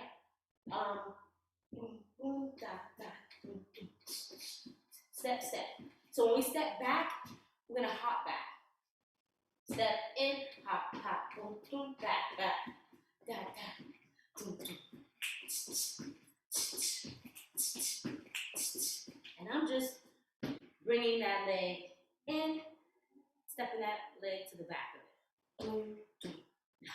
Boom. Yes. So making sure your steps are nice and clean. Every time you're especially when you're doing footwork, right? You want to make sure that it's nice and clean. Foot is in the direction that you wanted it to be facing. You get me? Especially when you're trying to create off of footwork, off of movement, off of steps. You want to make sure that it's really clean in the way that you're stepping it so that people can see the growth, the evolution of your movement, right? Of your steps. They can see the clarity and where you're stepping, where you're going, so that it's not muddled and your feet are just moving all around, right? So you want to make sure you're keeping it nice and clean. So when we're stepping here, right? I'm stepping forward. I'm gonna step with this leg. I'm gonna step forward, right? And I'm gonna take that leg and actually step it onto the other side. You get me? I don't want to step it right to the back right now, right? So that's not how I'm doing it. I want to actually get it all the way so that the picture is seen. If you see me in the front, you can actually see my other foot to the other side of it. You get me? Yes, exactly. So you can see the difference from when it's here and you can see the foot to when it's just behind, right? When it's like this, right, it could be a little bit of anything. But when people can actually see that it's there, right, it shows a picture, it shows the difference with the angle of where your foot is. Yeah? Nice. So again, how we do this is we're stepping forward, bop, and when we step back, it's just that slight 2 jumps. Doop, doop, and then doop, doop, and switch, and doop, and switch, doop, doop, and switch. And when we step back, right, remember that each foot has its own timing, right? So we're not going together. We're going one at a time. So here, take that leg that's coming to the back, step out, and then have the other foot meet that one. Step forward with the other leg, and then the other one comes to the back, right? Again, that leg steps out on its own, so that the other one meets it, step forward, switch. Yes, perfect. So now what we have all together is we have the kick out, front and step, down, out, and cross, and step, and do, step, and do, all that. Yeah. Yes, I think that works. So step and doom, doom, step in. Yeah? And again, that leg is already in the front after you've gone from your loose leg here. Step, step again. You get me? So if you step that one time, you step again to step in and to step in. Yeah, so again, that kick out, front and step in, out, and here, and out, and here, and in, and in, in. Yes. Doom, doom, doom, doom, doom, doom, doom.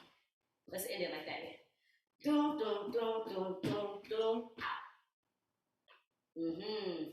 Again, that's in and in. Doom, doom, doom, doom, doom, doom, stop. Yeah. Exactly. So again, from the top, 5, 6, 7, out and kick to the front and out and here, step, boom, boom, boom, boom, boom, boom.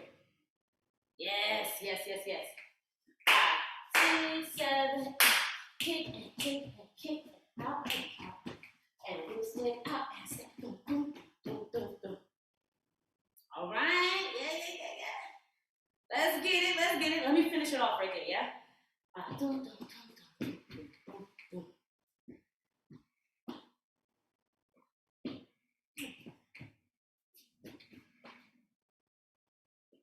boom. So after we've gone in and out again, here. So out, here. Yeah. So now you step back, you go out, here. Out, here. Try the way. Out, here. Out, here. Out, here.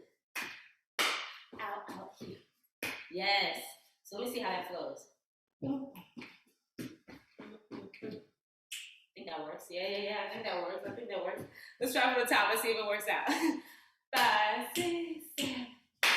1 and 2 and 3, 4, 5 and 6, 7 and 8, and 1 and 2 and 3 and 4.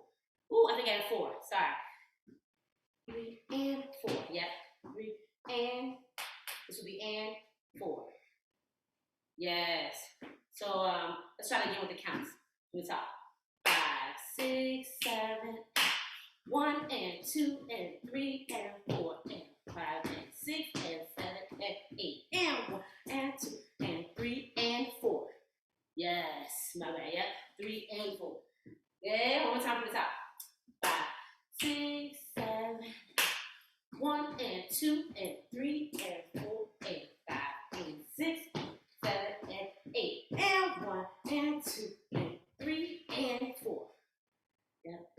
3. So 3 will be here and 4. Yes.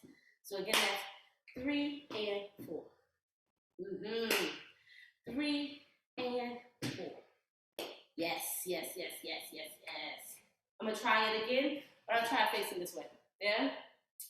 5, 6, 7, and 1 and 2 and 3 and 4 and 5 and 6 and 7 and 8 and 1 and 2 and 3 and 4. Yes. Is it going good? Let's get it a little bit faster. And 5 and 6 and 7 and 1 and 2 and 3 and 4, 5, 6 and 7 and 8 and 1 and 2, 3 and 4. Yes.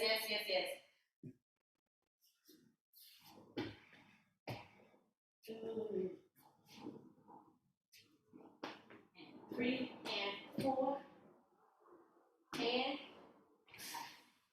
we'll just slide out. Yes. So now you're going back out here, bring that leg in, slide out from it. There you get it. Let's try again from the top. 5, 6, 7, and 1 and 2 and 3 and 4, 6 and 7 and 8, 1 and 2 and 3 and 4 and 5, 6, 7 and 8.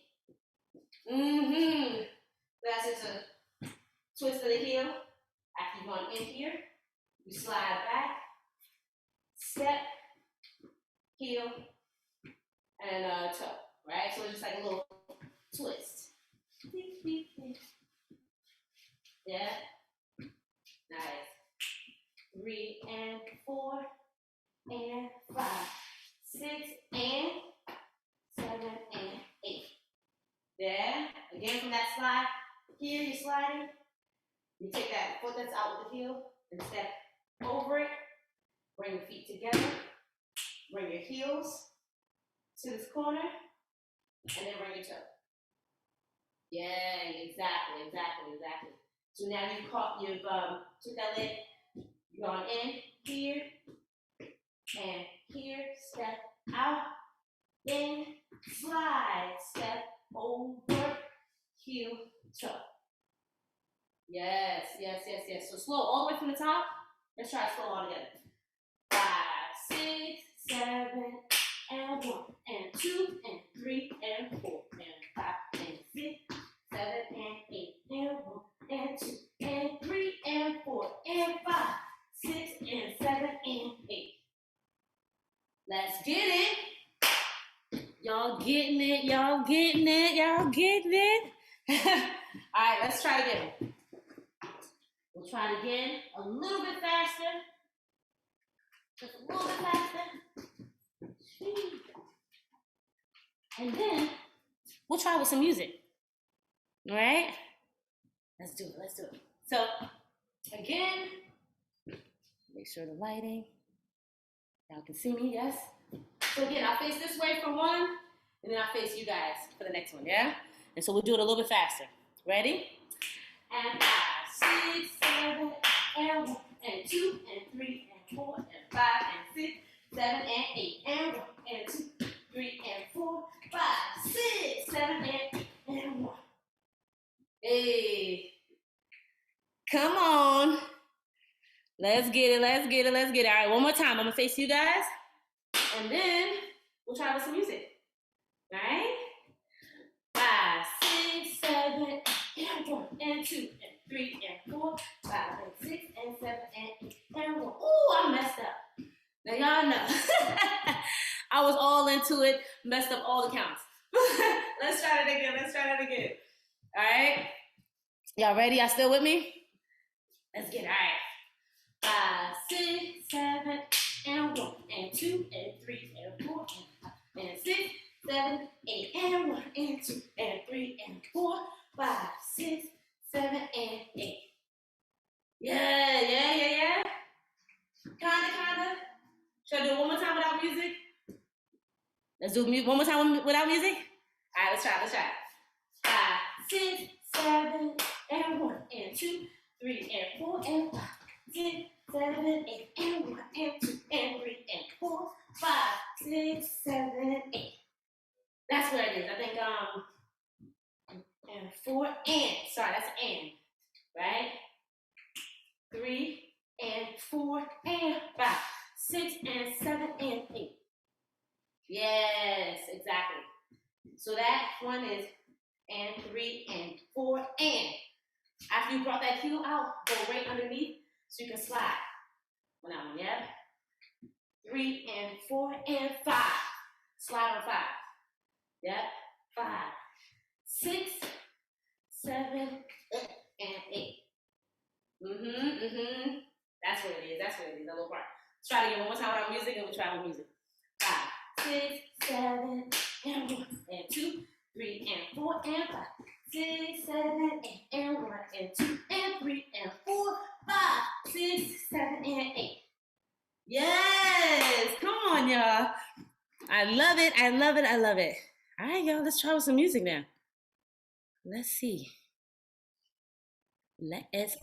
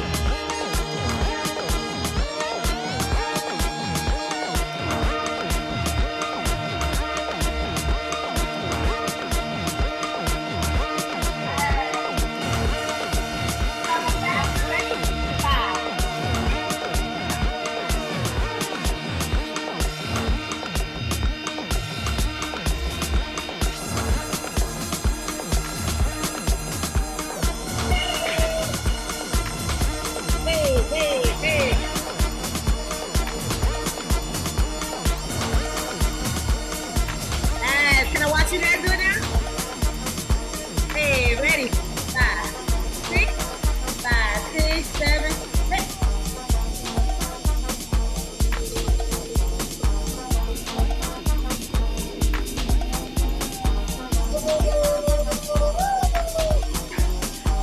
Let's do it 2 more times. Ready? 5, 6, 5, 6. Let's get it.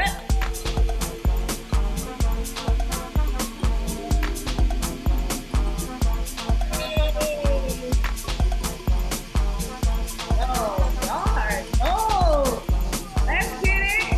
Last one, last one. Let's breathe for it, though. Woo. The last one, yes? Woo. Let's do it. Ready? 6 and 5, 6, 5.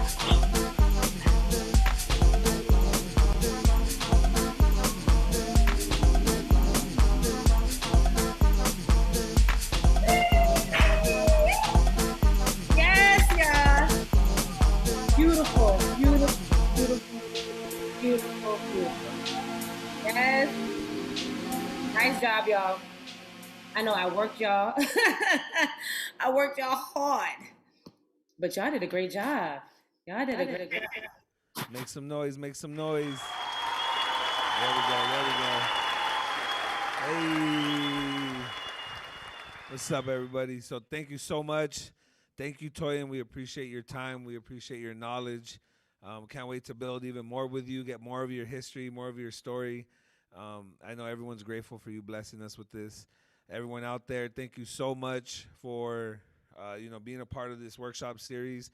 It's mainly for people that don't know us Great One-Eighters. We do a lot in the street dance community, but we also focus a lot in these marginalized communities where we create these programs. So we love to expose them to these world-class artists, these world-class dancers. So it's not only your typical dance workshop for dancers, but it's also a workshop for people who have no idea what this is, and don't even know how much that ancestry has contributed to this culture, right? So when they get to see someone like Toyin, Mary Poppins, Tori, and they see them move this way, this is how we all started, right? When we first saw it, right? This might be someone's the day that they saw Toyin get down. Now they become a world-class dancer or whatever they get from it. So again, that's the focus of this, and to be able to provide it for free for everyone is something that we're blessed. And thank you so much to the Northeast Valley Best Start for giving us the opportunity to do this. Tomorrow, Flavor of the Year, Saturday, right here at the Unite Cultural Center. Toyin's one of our judges. Woo! What's up, crowd? Make some noise, crowd. Make some noise. There we go. I'm excited to be a part of it, yo. I cannot wait to see all the dancers come out and just show their stuff, So I appreciate being a part of it.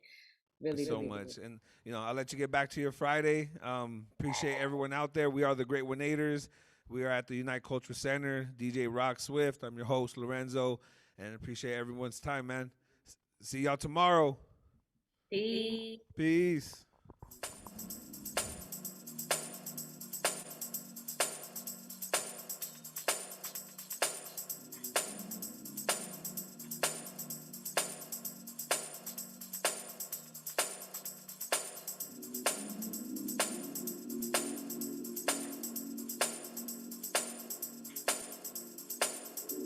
Recording stopped.